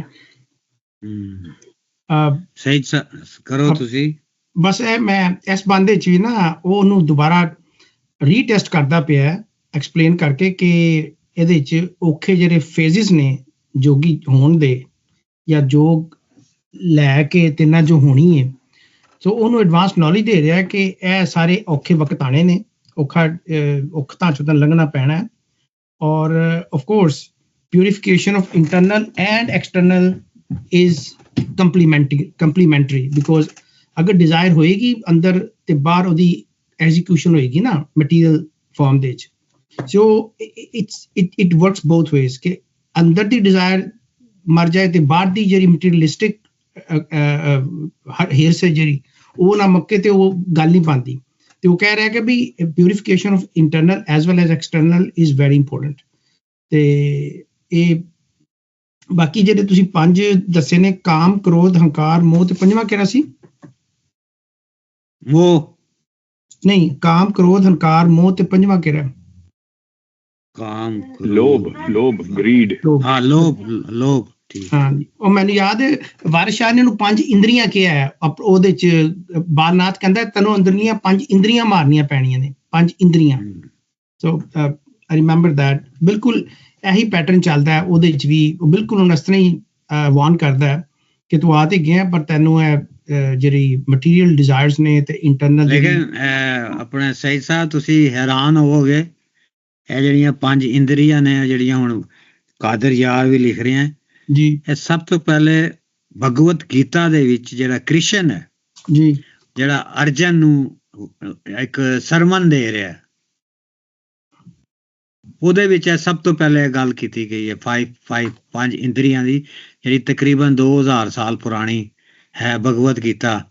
ਜੇ ਦੋਸਤ ਵੈਰੀਫਾਈ ਕਰ ਸਕਣ, ਮੇਰਾ ਖਿਆਲ ਹੈ 2000 ਸਾਲ ਪੁਰਾਣੀ ਹੈ। ਮੇਰੇ ਖਿਆਲ ਉਹੀ ਸਰਮਨ ਹੈ ਜਿਹੜਾ ਕਿ ਉਹ ਕ੍ਰਿਸ਼ਨ ਆਪਣੇ ਭਰਾ ਨੂੰ ਦਿੰਦਾ ਵੇ ਕਿ ਵੀ ਜੰਗ ਲੜਨ ਜਾ ਰਹੇ ਹਾਂ ਲੇਕਿਨ ਇਹ ਜੰਗ ਸੱਚ ਦੀ ਹੈ। ਹਾਂ ਉਹੀ ਹੈ ਹਨਾ, ਬੜਾ 200 ਸਫ਼ਿਆਂ ਦੀ ਕਿਤਾਬ ਹੈ ਲੇਕਿਨ ਪੜ੍ਹਨ ਵਾਲੀ ਹੈ। ਹਾਂਜੀ, ਭਗਵਤ ਗੀਤਾ 200 ਸਫ਼ਿਆਂ ਦੀ ਕਿਤਾਬ ਹੈ, ਬੜਾ ਮਾਡਰਨ ਅੰਗਰੇਜ਼ੀ ਚ ਵੀ ਉਹਦੇ ਤਰਜਮੇ ਹੋਏ ਨੇ, ਬਹੁਤ ਜ਼ਿਆਦਾ ਪੜ੍ਹੀ ਜਾਣ ਵਾਲੀ ਹੈ। ਉਹ ਉਹਦਾ ਹਿੱਸਾ ਹੈ, ਮਹਾਭਾਰਤ ਦਾ ਮੇਰਾ ਹਿੱਸਾ ਹੈ, ਇੱਕ ਚੈਪਟਰ ਹੈ ਉਹਦਾ। ਤੇ ਕਾਦਰ ਯਾਰ ਆਖੇ ਗੁਰੂ ਪੂਰਨ ਤਾਈ ਐਸਰਾ ਦਾ ਮਸਅਲਾ ਪਾਨ ਔਖਾ। ਇਹ ਮਸਲੇ ਦਾ ਮਤਲਬ ਇੱਥੇ ਕਿਸ ਕੀ ਲਈ ਹੈ ਡਾਕਟਰ ਸਾਹਿਬ? ਸਾਡੇ ਪਾਸੇ ਮਕਸਦ ਲਿਖਿਆ, ਇਸ ਰਾਹ ਦਾ ਮਕਸਦ ਪਾਉਣ। ਮਸਲਾ ਤੇ ਹੁੰਦਾ ਪ੍ਰੋਬਲਮ। ਹਾਂਜੀ, ਕਿ ਇਸ ਪ੍ਰੋਬਲਮ ਦਾ ਸੋਲੂਸ਼ਨ ਔਖਾ ਹੈ। ਹਾਂ, ਉਹ ਇਹੀ ਕਹਿ ਰਿਹਾ। ਲਾਹੌਰੀਆਂ ਬਾਰੇ ਮਸ਼ਹੂਰ ਹੈਗਾ, ਦੋ ਲਫ਼ਜ਼ ਬਹੁਤ ਜ਼ਿਆਦਾ ਬੋਲਦੇ। ਕੋਈ ਮਸਲਾ ਨਹੀਂ। ਮਕਸਦ ਲਿਖਿਆ ਹੈ ਕਿ ਤੁਹਾਡਾ ਮਕਸਦ ਹੈ, ਤੁਹਾਡਾ ਜ਼ਿੰਦਗੀ ਦੇ ਵਿੱਚ ਇੱਕ ਮਕਸਦ ਹੈ। ਇੱਥੇ ਸਾਡੇ ਮਕਸਦ ਦਾ ਲਫ਼ਜ਼ ਲਿਖਿਆ ਕਿ ਇਹਦਾ ਅਸਲੀ ਮਕਸਦ ਸਮਝਣਾ, ਆਈਡੀਅਲ ਜੋ ਇਹਦਾ ਨਿਚੋੜ ਹੈ, ਮਕਸਦ ਹੈ ਜੋ ਯੋਗ ਦਾ, ਉਹਨੂੰ ਸਮਝਣਾ ਬੜਾ ਔਖਾ। ਠੀਕ ਹੈ, ਠੀਕ ਹੈ। ਮੇਰਾ ਮੁਸਲਸਲ ਇਹੀ ਗੱਲ ਕਰ ਰਿਹਾ। ਹਾਂਜੀ, ਇਹ ਜਿਹੜਾ ਔਖਾ ਲਫ਼ਜ਼ ਹੈ ਨਾ, ਇਹ ਮੁਸਲਸਲ ਹਰ ਲਾਈਨ ਦੇ ਐਂਡ ਤੇ ਆ ਰਿਹਾ ਹੈ। ਜੋਗ ਕਮਾਣ ਔਖਾ, ਮਰ ਜਾਣ ਔਖਾ, ਤਰੋੜਨਾ ਮਾਣ ਔਖਾ, ਮਸਲਾ ਪਾਣ ਔਖਾ। ਇਹ ਔਖਾ ਜਿਹੜਾ ਔਖਾ ਕਹੀ ਜਾ ਰਿਹਾ। ਅੱਛਾ ਜ਼ਬੈਰ ਸਾਹਿਬ, ਮਨ ਦੀ ਹਿਰਸ ਦਾ ਤਰੋੜਨਾ ਤੇ ਮਾਣ ਔਖਾ, ਇੱਥੇ ਉਹ ਕਹਿੰਦਾ ਕਿ ਤੈਨੂੰ ਲੋਭ ਛੱਡਣੀ ਪੈਣੀ ਹੈ, ਔਰ ਲੋਭ ਦਾ ਜਿਹੜੀ ਲਾਲਚ ਦਾ ਜਿਹੜਾ ਪਹਾੜ ਹੈ ਤੋੜਨਾ ਪੈਣਾ, ਤੇ ਮਾਣ ਦਾ ਇੱਥੇ ਮਤਲਬ ਹੈਗਾ ਈਗੋ। Is that correct? ਹਿਰਸ ਦਾ ਤਰੋੜਨਾ ਮਾਣ ਔਖਾ, ਕਿ ਹਾਂ ਮਾਨ ਈਗੋ ਹੀ ਹੈ, ਪ੍ਰਾਈਡ ਹੈ, ਪ੍ਰਾਊਡਨੈਸ ਹੈ। ਠੀਕ ਹੈ। ਜਾਂ ਕੋਈ ਐਸੀ ਤੇਰੀ ਪੋਸੈਸਿਵਨੈਸ ਜਿਹੜੀ ਹੈ ਜਿਹਦੇ ਬਾਰੇ ਇਸ਼ਾਰਾ ਬਾਰ-ਬਾਰ ਸ਼ਾਹ ਹੁਸੈਨ ਨੇ ਕੀਤਾ ਹੈ ਕਿ ਸ਼ਾਹ ਹੁਸੈਨ ਕਈ ਹੁਸੈਨ ਫਕੀਰ ਨਿਮਾਣਾ ਮਰਨਾ ਤੇ ਮਾਣਾ ਕਿਹਾ, ਇਹ ਉਹੀ ਨਿਮਾਣਾ ਨਾ ਮਾਣ ਵੱਲ। ਹਾਂਜੀ, ਮਾਣ ਤੇ ਨਿਮਾਣ ਦੇ ਆਰ ਆਪੋਜ਼ਿਟ ਜੀ। ਚਲਿਏ ਕਿ ਹਾਂਜੀ, ਮੈਂ ਥੋੜੀ ਜਿਹੀ ਗੱਲ ਕਰ ਰਿਹਾ ਸੀ ਕਿ ਇਹ ਜਿਹੜਾ ਸਾਰੇ ਦਾ ਸਾਰਾ ਬੰਦ ਹੈ ਗੋਰਖਨਾਥ ਦਾ ਡਾਇਲੋਗ ਹੈ, ਔਰ ਉਹਦੇ ਪਹਿਲੇ ਹੀ ਸ਼ੁਰੂ ਵਿੱਚ ਕਹਿੰਦਾ, ਜਿੱਦਾਂ ਸਾਡੇ ਲਿਖਿਆ ਕਿ ਜ਼ਾਲ ਜ਼ਰਾ ਨਾ ਖੋ ਖਿਆਲ ਮੇਰੇ। ਖੋ ਖਿਆਲ ਦਾ ਮਤਲਬ ਹੈ ਖਾਬੋ ਖਿਆਲ, ਕਿ ਮੇਰੇ ਇਹ ਖਿਆਲਾਂ ਦੇ ਵਿੱਚ ਹੀ ਨਹੀਂ ਸੀ ਕਿ ਤੂੰ ਯੋਗ ਬਣਨ ਲਈ ਆਫਰ ਕਰੇਗਾ, ਕਿ I never thought ਕਿ you will offer for ਯੋਗ rather than, ਕਿਉਂਕਿ ਰਾਜੇ ਦੇ ਜੰਮਿਆ ਤੋਂ ਜਿਹੜਾ ਕੰਮ ਕੀਤਾ, I was unaware ਕਿ ਤੂੰ ਯੋਗ ਚਾਹੁੰਦਾ। ਗੁਰੂ ਆਖਦਾ ਜੋ, ਫਿਰ ਅੱਗੇ ਯੋਗ ਦੇ ਬਾਰੇ ਗੁਰੂ ਨੇ ਸ਼ੁਰੂ ਕਰ ਦਿੱਤਾ। ਔਰ ਇੱਕ ਜਿਹੜੀ ਆਪਾਂ ਗੱਲ ਕਰ ਰਹੇ ਸੀ ਕਿ ਦੁਨੀਆ ਛੱਡ ਦੇਣੀ ਔਰ ਮਰ ਜਾਣਾ, ਇਹ ਦੋ ਅਲੱਗ-ਅਲੱਗ ਚੀਜ਼ਾਂ ਨੇ। ਦੁਨੀਆ ਨੂੰ ਛੱਡ ਦੇਣਾ ਜ਼ਿਆਦਾ ਮੁਸ਼ਕਲ ਹੈ ਰਾਦਰ ਦੈਨ ਕਿ ਮਰ ਜਾਣਾ ਤੇ ਚਲੋ ਪ੍ਰੋਬਲਮ ਤੁਹਾਡੀਆਂ ਖਤਮ ਹੋ ਗਈਆਂ। ਦੁਨੀਆ ਨੂੰ ਛੱਡ ਦੇਣਾ ਔਰ ਉਹਦੇ ਵਿੱਚ ਰਹਿਣਾ, ਉਹ ਜ਼ਿਆਦਾ ਮੁਸ਼ਕਲ ਗੱਲ ਹੈ। ਕਿ ਜਿੱਦਾਂ ਬਾਬਾ ਨਾਨਕ ਨੇ ਵੀ ਕਿਹਾ ਕਿ ਤੁਸੀਂ ਰਹਿਣਾ ਦੁਨੀਆ ਦੇ ਵਿੱਚ ਹੈ, ਅੰਜਨ ਮਾਹੇ ਨਿਰੰਜਨ ਰਹੀਏ। ਕਿਸੇ ਗੰਦਗੀ ਦੇ ਵਿੱਚ, ਬੁਰਾਈ ਦੇ ਵਿੱਚ, ਸਮਾਜ ਦੇ ਵਿੱਚ ਰਹਿਣਾ, ਪਰ ਆਪਣੇ ਆਪ ਨੂੰ ਪਾਕ ਪਵਿੱਤਰ ਸਾਫ਼ ਰੱਖਣਾ। ਜਿੱਦਾਂ ਕਿ ਗੰਦੇ ਛੱਪੜ ਪਾਣੀ ਦੇ ਤਲਾਅ ਦੇ ਵਿੱਚ ਕਮਲ ਦਾ ਫੁੱਲ ਹੈ, ਉਹ ਐਗਜ਼ਾਮਪਲ ਦਿੰਦੇ ਨੇ ਆਮ ਤੌਰ ਤੇ, ਕਿ ਕਿੰਨੀ ਗੰਦਗੀ ਆਲੇ ਦੁਆਲੇ, ਔਰ ਕਮਲ ਦਾ ਫੁੱਲ ਇੰਨਾ ਸਾਫ਼ ਸੁਥਰਾ ਪਵਿੱਤਰ ਹੈ। ਵਿੱਚ ਗੰਦੀ ਜਾਂ ਬੁਰਾਈਆਂ, ਦੁੱਖਾਂ, ਤਕਲੀਫਾਂ ਦੀ ਦੁਨੀਆ ਦੇ ਵਿੱਚ ਆਪਣੇ ਆਪ ਨੂੰ ਪਵਿੱਤਰ ਰੱਖਣਾ ਇਜ਼ ਮਚ ਡਿਫਿਕਲਟ ਦੈਨ ਮਰ ਜਾਣਾ। ਮੇਰੇ ਖਿਆਲ ਇਹ ਥੋੜਾ ਜਿਹਾ ਕੰਪੇਅਰ ਕੀਤਾ। ਔਰ ਅਖੀਰ 'ਚ ਮੈਂ ਦੱਸ ਰਿਹਾ ਸੀ ਕਿ ਜਿੱਦਾਂ ਕਿ ਸਾਡੇ ਇਸ ਰਾਹ ਦਾ ਮਕਸਦ ਪਾਉਣ ਔਖਾ, ਕਿ ਯੋਗ ਦੀ ਆਈਡੀਓਲੋਜੀ ਨੂੰ ਸਮਝਣਾ ਬਹੁਤ ਮੁਸ਼ਕਲ ਹੈ। ਯੋਗ ਦੀ ਆਈਡੀਓਲੋਜੀ ਤੇ ਆਪਾਂ ਪਹਿਲਾਂ ਵੀ ਕਾਫੀ ਗੱਲਾਂ ਕਰਦੇ ਆਏ ਹਾਂ ਕਿ ਇੱਕ ਤਾਂ ਆਈਡੀਓਲੋਜੀ ਤੁਹਾਡੇ ਪਰਸਨਲ ਲੈਵਲ ਲਈ ਆ, ਕਿ ਉਹਦੇ 'ਚ ਤੁਸੀਂ ਕਿਸ ਟਾਈਪ ਦੀ ਆਪਣੀ ਮੁਕਤੀ ਪਾਉਣੀ ਜਾਂ ਜੋ ਕੁਛ ਕਰਨਾ। ਦੂਸਰਾ ਸੋਸ਼ਲ ਲੈਵਲ ਦੀ ਯੋਗ ਦੀ ਆਈਡੀਓਲੋਜੀ ਆ ਕਿ ਸਾਰਿਆਂ ਦਾ ਭਲਾ, ਕਰਮ ਕਾਂਡ ਹਰ ਇੱਕ ਦਾ ਭਲਾ ਕਰਨਾ। ਸੋ ਇਨ ਸ਼ਾਰਟ, ਯੋਗ ਦੀ ਆਈਡੀਓਲੋਜੀ ਨੂੰ ਅਖੀਰ 'ਚ ਕਹਿੰਦਾ ਕਿ ਇਹਨੂੰ ਸਮਝਣਾ ਜਿਹੜਾ ਔਰ ਇਹਨੂੰ ਪਾਉਣਾ ਬੜਾ ਮੁਸ਼ਕਲ ਹੈ। ਗੋਰਖ ਦਾ ਇਹ ਡਾਇਲੋਗ ਹੈ। ਮਿਹਰਬਾਨੀ। ਹਾਂਜੀ, ਅਗਲਾ ਤੁਸੀਂ ਬੰਦ ਪੜ੍ਹ ਦਿਓ ਅਮਰਜੀਤ ਜੀ। ਰਹਿ ਰੋ ਕੇ ਪੂਰਨ ਹੱਥ ਜੋੜ। ਠੀਕ ਹੈ ਜੀ। ਰੇ ਰੋ ਕੇ ਪੂਰਨ ਹੱਥ ਬੰਨੇ, ਤੁਹਾਡੇ ਨਾਲ ਥੋੜਾ ਫਰਕ ਹੋਏਗਾ ਵੈਸੇ ਜੋ ਲਿਖਿਆ ਸਾਡੇ। ਹਾਂ ਠੀਕ ਹੈ। ਰੇ ਰੋ ਕੇ ਪੂਰਨ ਹੱਥ ਬੰਨੇ, ਲੜ ਛੱਡ ਤੇਰਾ ਕਿੱਥੇ ਜਾਮਸਾਂ ਮੈਂ। ਫਾਕਾ ਫਕਰ, ਫਿਕਰ ਦੀ ਜਗ੍ਹਾ ਸਾਡੇ ਲਿਖਿਆ ਫਕਰ, ਫਕੀਰੀ ਮਤਲਬ ਕਿ ਫਾਕਾ ਫਕਰ ਤੇ ਸਫਰ ਕਬੂਲ ਸਿਰ ਤੇ, ਤੇਰਾ ਹੁਕਮ ਬਜਾਏ ਲਿਆਵਸਾਂ ਮੈਂ। ਕਰੋ ਕਰਮ ਤੇ ਸੀਸ ਪਰ ਹੱਥ ਰੱਖੋ, ਖਿਦਮਤਗਾਰ ਗੁਲਾਮ ਸਦਾਮ ਦਾ ਮੈਂ, ਕਾਦਰ ਯਾਰ ਤਵਾਜ਼ਿਆ ਹੋਗ ਜਿਹੜੀ, ਟਹਿਲ ਸਾਬਤੀ ਨਾਲ ਕਰਾਵਸਾਂ ਮੈਂ। ਸਾਡੇ ਥੋੜਾ ਇਸ ਤਰ੍ਹਾਂ ਲਿਖਿਆ। ਹਾਂਜੀ ਕੋਈ ਨਹੀਂ। ਹੁਣ ਉਹ ਤਕਰੀਬਨ ਜਦੋਂ ਉਹਨੇ ਔਖਾ ਕਿਹਾ 5 6 7 ਦਫਾ, ਤੇ ਉਹ ਫਿਰ ਰੋਣ ਤੇ ਆ ਗਿਆ, ਹੱਥ ਜੋੜੇ ਹੱਥ ਬੰਨੇ, ਲੜ ਛੱਡ ਤੇਰਾ ਕਿੱਥੇ ਜਾਵਸਾਂ ਮੈਂ। ਲੜ ਬੜਾ ਸਾਡੀ ਬੋਲੀ ਦਾ ਬੜਾ ਸੋਹਣਾ ਲਫ਼ਜ਼ ਹੈ ਔਰ ਸੂਫੀਆਨਾ ਲਫ਼ਜ਼ ਵੀ ਹੈ। ਤੇਰੇ ਲੜ ਲੱਗੀਆਂ ਢੋਲਣਾ ਗਾਣੇ ਵੀ ਹੈਗੇ ਨੇ।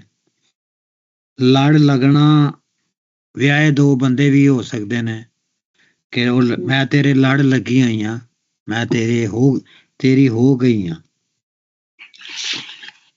ਤੇ ਜਿਹੜਾ ਹੁੰਦਾ ਹੈ, ਜਿਹੜੀ ਕਮੀਜ਼ ਹੁੰਦੀ ਉਹਦਾ ਥੱਲੇ ਜਿਹੜਾ ਕੋਨਾ ਹੁੰਦਾ, ਨੁੱਕਰ ਜਿਹੜੀ ਹੁੰਦੀ ਹੈ, ਉਹਨੂੰ ਕਹਿੰਦੇ ਨੇ ਲੜ। ਜਿਹੜੀ ਵੀ ਕਮੀਜ਼ ਪਾਈ ਹੋਈ ਹੈ ਜਾਂ ਚਾਦਰ ਲਈ ਹੈ ਤੇ ਉਹਦਾ ਆਖਰੀ ਹਿੱਸਾ ਜਿਹੜਾ।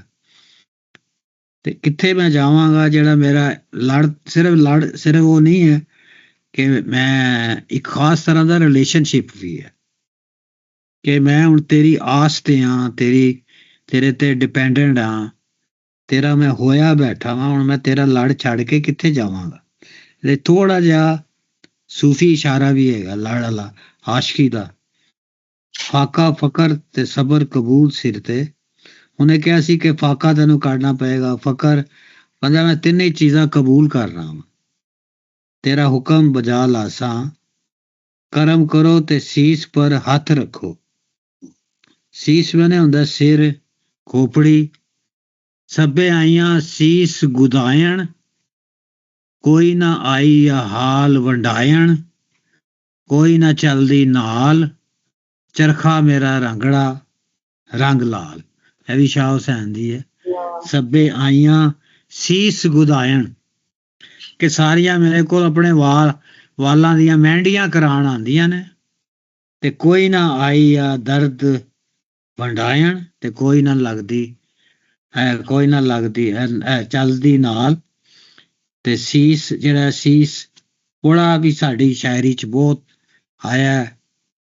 ਗੁਰੂ ਗੋਬਿੰਦ ਸਿੰਘ ਦੇ ਨਾਲ ਵੀ ਇਹਦੀ ਪੂਰੀ ਕਹਾਣੀ ਹੈ ਕਿ ਉਹ ਕਹਿੰਦਾ ਕਿ ਸਿਰ ਦਿਆ ਸਰ ਨਾ ਦਿਆ।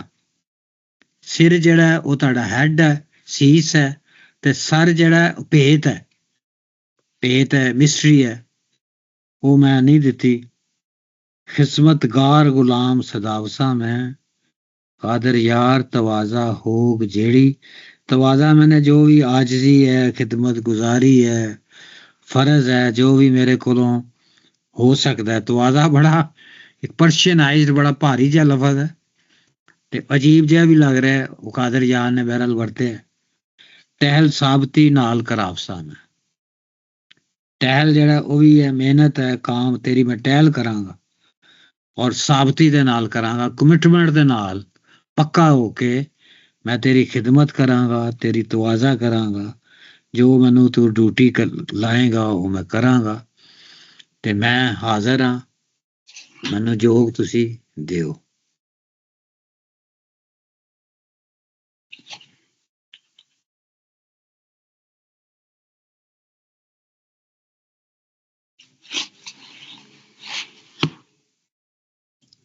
ਜੀ ਵੈਸੇ ਥੋੜਾ ਜਿਹਾ ਕਲੀਅਰ ਹੈ ਬੰਦ। ਹਾਂ ਕਾਫੀ ਸਿੱਧਾ ਬੰਦ ਹੈ, ਸਿੱਧਾ ਬੰਦ ਹੈ। ਬੇਸਿਕਲੀ ਉਹ ਹੁਣ ਉਹਦਾ ਜਿਹੜੇ ਰਿਸਪੌਂਸ ਦੇ ਰਿਹਾ ਪੂਰਨ ਗੋਰਖਨਾਥ ਦੇ ਉਹ ਕੌਸ਼ਨਸ ਨੂੰ, ਜਿਹੜੇ ਉਹਨੇ ਵਾਰਨਿੰਗ ਦੇ ਰਿਹਾ ਸੀ ਕਿ ਠੀਕ ਹੈ ਲੇਕਿਨ ਤੂੰ ਮੇਰਾ ਆਖਰੀ ਆਸਰਾ ਹੈ। ਇਹ ਵੀ ਕਿਸਮ ਦਾ ਅਪੀਲ ਕਰਨਾ ਹੁੰਦਾ ਹੈ ਜਦੋਂ ਅਸੀਂ ਰੀਅਲ ਲਾਈਫ ਦੇ ਵਿੱਚ ਕਿਸੇ ਕੋਲ ਜਾਂਦੇ ਹਾਂ ਔਰ ਅਸੀਂ ਕਹਿੰਦੇ ਬਸ ਯਾਰ ਤੂੰ ਮੇਰਾ ਆਖਰੀ ਆਸਰਾ ਹੈ। ਇਹ ਬੜਾ ਇੱਕ ਇਮੋਸ਼ਨਲ ਬਲੈਕਮੇਲ ਵੀ ਹੁੰਦੀ ਹੈ ਤੇ ਹਾਈਐਸਟ ਫਾਰਮ ਆਫ ਅਪੀਲ ਵੀ ਹੁੰਦੀ ਹੈ ਕਿ ਵੀ ਤੂੰ ਮੇਰਾ ਆਖਰੀ ਆਸਰਾ ਹੈ। ਤੇ ਉਹਨੂੰ ਕਹਿ ਰਿਹਾ ਕਿ ਤੂੰ ਮੇਰਾ ਆਖਰੀ ਆਸਰਾ ਹੈ। ਤੇ it's a way of convincing him, requesting him ਕਿ ਬਈ ਹੁਣ ਪਲੀਜ਼ ਮੈਨੂੰ ਤੂੰ ਐਕਸੈਪਟ ਕਰ ਲੈ ਆਪਣੀ ਪਿਊਪਲਸ਼ਿਪ ਦੇ ਵਿੱਚ। ਤੇ ਲੜ ਬੜਾ ਖੂਬਸੂਰਤ ਹੈ। ਲੜ ਤੋਂ ਮੈਨੂੰ ਯਾਦ ਆਇਆ ਸੀ ਕਿ ਜਿਹੜਾ ਇਹ ਵਿਆਹ ਹੁੰਦੇ ਨੇ ਰਿਚੁਅਲਿਸਟਿਕ ਇੱਕ ਰਿਚੁਅਲ ਹੀ ਹਿੰਦੂ ਔਰ ਸਿੱਖਾਂ 'ਚ ਸ਼ਾਦੀ ਹੁੰਦੀ ਤੇ ਉਹ ਪਲੜਾ ਜਿਹੜਾ ਬੰਨ੍ਹਦੇ ਨੇ ਉਹ ਵੀ ਲੜ ਲੱਗਣਾ ਹੁੰਦਾ, if I am not wrong. ਸਹੀ ਹੈ। ਸੋ ਇਟਸ ਬੜੀ ਪੁਰਾਣੀ ਟ੍ਰੈਡੀਸ਼ਨ ਹੈ ਲੜ ਲਫ਼ਜ਼ ਦੀ ਵੀ, ਵਰਡ ਦੀ ਵੀ, ਉਹਦੀ ਇਮੇਜਰੀ ਵੀ ਔਰ ਉਹਦੀ ਰਮਜ਼ ਦੀ ਵੀ। I don't know, may be 1000 ਸਾਲ ਪੁਰਾਣੀ ਹੋਵੇ, ਅਸੀਂ ਵੀ cannot go how far back in the history ਦੀ ਰਮਜ਼ ਇਸਤੇਮਾਲ ਹੋ ਰਹੀ ਹੈ ਕਿੰਨੀ ਕੁ ਜ਼ਿਆਦਾ, ਲੇਕਿਨ ਬਹੁਤ ਬਹੁਤ ਪਾਵਰਫੁਲ ਵਰਡ ਹੈ। ਤੇਰੇ ਲੜ ਲੱਗੀਆਂ ਰਾਂਝਣ ਯਾਰ, ਤੇ ਤੇਰੇ ਲੜ ਲੱਗੀਆਂ ਵੇ ਰਾਂਝਣਾ ਗਾਣਾ ਬੜਾ ਮਸ਼ਹੂਰ। ਹਾਂਜੀ ਹਾਂਜੀ। ਤੇ ਬਾਕੀ ਉਹਨੂੰ ਦੱਸਦਾ ਪਿਆ ਕਿ ਠੀਕ ਹੈ ਮੈਂ ਸਾਰੀਆਂ ਸ਼ਰਤਾਂ ਪੂਰੀਆਂ ਕਰਾਂਗਾ ਔਰ ਟਹਿਲ ਦਾ ਮਤਲਬ ਕਿ ਮੈਂ ਤੇਰੀ ਖਿਦਮਤ ਜਿੰਨੀ ਕਰਾਂਗਾ, ਜੋ ਤੂੰ ਕਵੇਂਗਾ ਉਹ ਕਰਾਂਗਾ, ਔਰ ਕਮਿਟਮੈਂਟ ਨਾ ਕਰਾਂਗਾ ਜਿਵੇਂ ਤੁਸੀਂ ਕਿਹਾ। So it's very simple. ਲੇਕਿਨ ਇਹਦੀ ਜਿਹੜੀ ਮੈਨੂੰ ਚੀਜ਼ ਅੱਛੀ ਲੱਗੀ ਸੀ, ਜਿਹੜੀ ਕਿ ਵਾਕਈ ਥੋਟ ਪ੍ਰੋਵੋਕਿੰਗ ਸੀ, ਉਹ ਸੀ ਹਾਂ ਹੱਥ ਸਿਰ ਤੇ ਹੱਥ ਰੱਖਣਾ। ਇਹ ਵੀ ਬੜਾ ਪੁਰਾਣਾ ਸਾਡਾ ਕਲਚਰਲ ਟ੍ਰੈਡੀਸ਼ਨ ਹੈ ਜਿਹੜਾ ਹੁਣ ਤੱਕ ਚੱਲਦਾ ਪਿਆ ਵੀ, ਔਰ I think it's a universal tradition. ਜਦੋਂ यूनिवर्सल नहीं सईद साहब, मिकी बल्कि तुसा जिक्र करने से मिकी ख्याल आया कि माड़ी कोई 2-4 ओवरसीज पाकिस्तानी कुड़ियां नीसेस जदों आईयां पाकिस्तान ते ओ असां ना ते रिवाज है ना कि बड़े जेड़े ओ हत्थ अगे करने ते बच्चे नाल फिर ओ सर पर फेरने, ते उन्हां कुड़ियां की बिल्कुल समझ नहीं आया कि होना क्या पिया। कोई बड़ा हथ अगे करे तो होर पिछे होण, फिर बाद जिन्ना किसा दसिया कि this is a very cultural gesture, this is not a universal gesture at all. ਅੱਛਾ, ਉਹ ਕਿਸ਼ੋਰ ਜੀ ਉਹਨਾਂ ਨੇ ਇਹ ਤੇ ਨਹੀਂ ਕਿਹਾ ਤੁਸੀਂ ਸਾਡੇ ਵਾਲ ਖਰਾਬ ਕਰਤੇ ਨੇ? बिल्कुल वाल नहीं मसला सा आया, उन्होंने की समझ बिल्कुल भी नहीं आई। उन्होंने कुड़ियां की 3-4 धियां सियां सानियां माड़ी भैनू नियां, मगर उन्हां की 3-4 की कोई खबर नहीं कि ये क्या जेस्चर चलना पिया। ਮੇਰੇ ਖਿਆਲ ਇਹ ਜਿਹੜਾ ਜੈਸਚਰ ਨਾ ਇਹ ਚੂੰਕਿ ਹੁਣ ਅਸੀਂ post modern post technological era 'ਚ ਆ ਗਏ ਹਾਂ, ਤੇ that is to some extent true, ਬਿਲਕੁਲ ਸਹੀ ਕਹਿ ਰਹੇ ਹੋ। ਤੇ ਲੇਕਿਨ ਹੈ ਕਿ it has been there and still exist in those culture where agrarian ਜਾਂ agricultural values still exist। ਆਪਣੇ ਪਾਕਿਸਤਾਨ ਦੇ ਵਿੱਚ ਜਾਂ ਇੰਡੀਆ 'ਚ ਜਿੰਨੇ ਮਰਜ਼ੀ ਤੁਸੀਂ ਐਡਵਾਂਸ ਹੋ ਜਾਓ, ਇਹ ਅੰਡਰਸਟੈਂਡ ਇਹ ਕਲਚਰਲ ਜਿਹੜੀ ਟ੍ਰੈਡੀਸ਼ਨ ਹੈ ਚੱਲਦੀ ਪਈ ਹੈ। ਲੇਕਿਨ ਹੈ ਕਿ of course no tradition is there to live forever, ਲੇਕਿਨ ਹੈ ਕਿ ਵੈਰੀ ਪਾਵਰਫੁਲ। ਸਿਰ ਤੇ ਹੱਥ ਰੱਖਣਾ ਜਾਂ ਕਿਸੇ ਨੂੰ ਵੱਡਾ ਮੰਨਣਾ ਜਾਂ ਕਿਸੇ ਦੇ ਜਾਂ ਆਪਣੇ ਨੂੰ ਸਰੈਂਡਰ ਕਰਨਾ, मतलब गल की थी ना इमोशनल ब्लैकमेल वाली, मतलब ये भी बड़ी खूबसूरत गल ही कि किसी बंदे की आंखों के बस तू मतलब आखिरी आसरा, बस मैं लड़ लगी गया तो कबूल कर या ना कर। हाँ जी हाँ जी, इसलिए वो बड़ा की कहते हैं डिप्लोमैटिकली अगर मैं कहां कि पूरन जिहड़ा है वो गोरखनाथ दा जिहड़ा हैगा सी ਗੱਲਾਂ ਕਰਦਾ ਪਿਆ ਸੀ ਕਿ ਵਾਪਸ ਜਾ, ਮਾਂ ਪਿਓ ਕੋਲ ਜਾ, ਬੜਾ ਔਖਾ ਹੈ। ਉਹਨੂੰ ਬੜਾ ਪਾਵਰਫੁਲ ਰਿਸਪੌਂਸ ਕਰਦਾ ਪਿਆ, ਔਰ ਰਿਸਪੌਂਸ ਦੇ ਵਿੱਚ ਇੰਨੀ ਕੁ ਪਾਵਰਫੁਲ ਲਫ਼ਾਜ਼ੀਅਤ ਯੂਜ਼ ਕਰਦਾ ਪਿਆ ਕਿ ਉਹ ਸ਼ਾਇਦ ਉਹਨੂੰ ਅੱਗੇ ਵੇਖਾਂਗੇ ਉਹ ਨਾ ਨਹੀਂ ਕਰ ਸਕੇਗਾ। ਬਸ ਮੈਂ ਨਾ ਕਹਿਣਾ ਸੀ। ਹਾਂਜੀ, ਹੋਰ ਕੋਈ ਸਾਹਿਬ? ਮੇਰੇ ਖਿਆਲ ਇਹ ਜਿਹੜੀ ਗੱਲ ਹੈ ਨਾ, ਤੁਸੀਂ ਕਿ ਸਿਰ ਥੱਲੇ ਕਰਨਾ ਜਾਂ ਸਿਰ ਤੇ ਹੱਥ ਰੱਖਣਾ, ਇਹ ਸਾਡੇ ਕਲਚਰ ਦੇ ਵਿੱਚ ਇਨਗ੍ਰੇਨ ਇਸ ਤਰ੍ਹਾਂ ਹੋਇਆ ਕਿ it is a sense of obedience, ਕਿ ਤੁਸੀਂ ਕਿਸੇ ਦੀ ਗੱਲ ਨੂੰ, ਅਗਲੇ ਨੂੰ ਆਪਣੇ ਤੋਂ ਨੀਵਾਂ ਦਿਖਾਉਣਾ, ਉਹਨੂੰ ਸਮਝਣਾ ਕਿ ਮੈਂ ਅਪਰ ਹਾਂ, ਤੂੰ ਲੋਅਰ ਹੈ, ਮੈਂ ਤੇਰੇ ਨਾਲੋਂ ਜਾਂ ਏਜ 'ਚ ਵੱਡਾ ਜਾਂ ਵੈਸੇ ਤੈਨੂੰ ਸਪੋਰਟ ਕਰਦਾ। ਇਕੁਐਲਿਟੀ ਦੀ ਲੈਵਲ ਦੀ ਗੱਲ ਨਹੀਂ, ਕਿਉਂਕਿ ਵੈਸਟ ਦੇ ਵਿੱਚ ਇਕੁਐਲਿਟੀ ਦੀ ਗੱਲ ਹੈ, ਉੱਥੇ ਸਿਰ ਝੁਕਾਉਣਾ ਬੜਾ ਮੁਸ਼ਕਲ ਹੈ।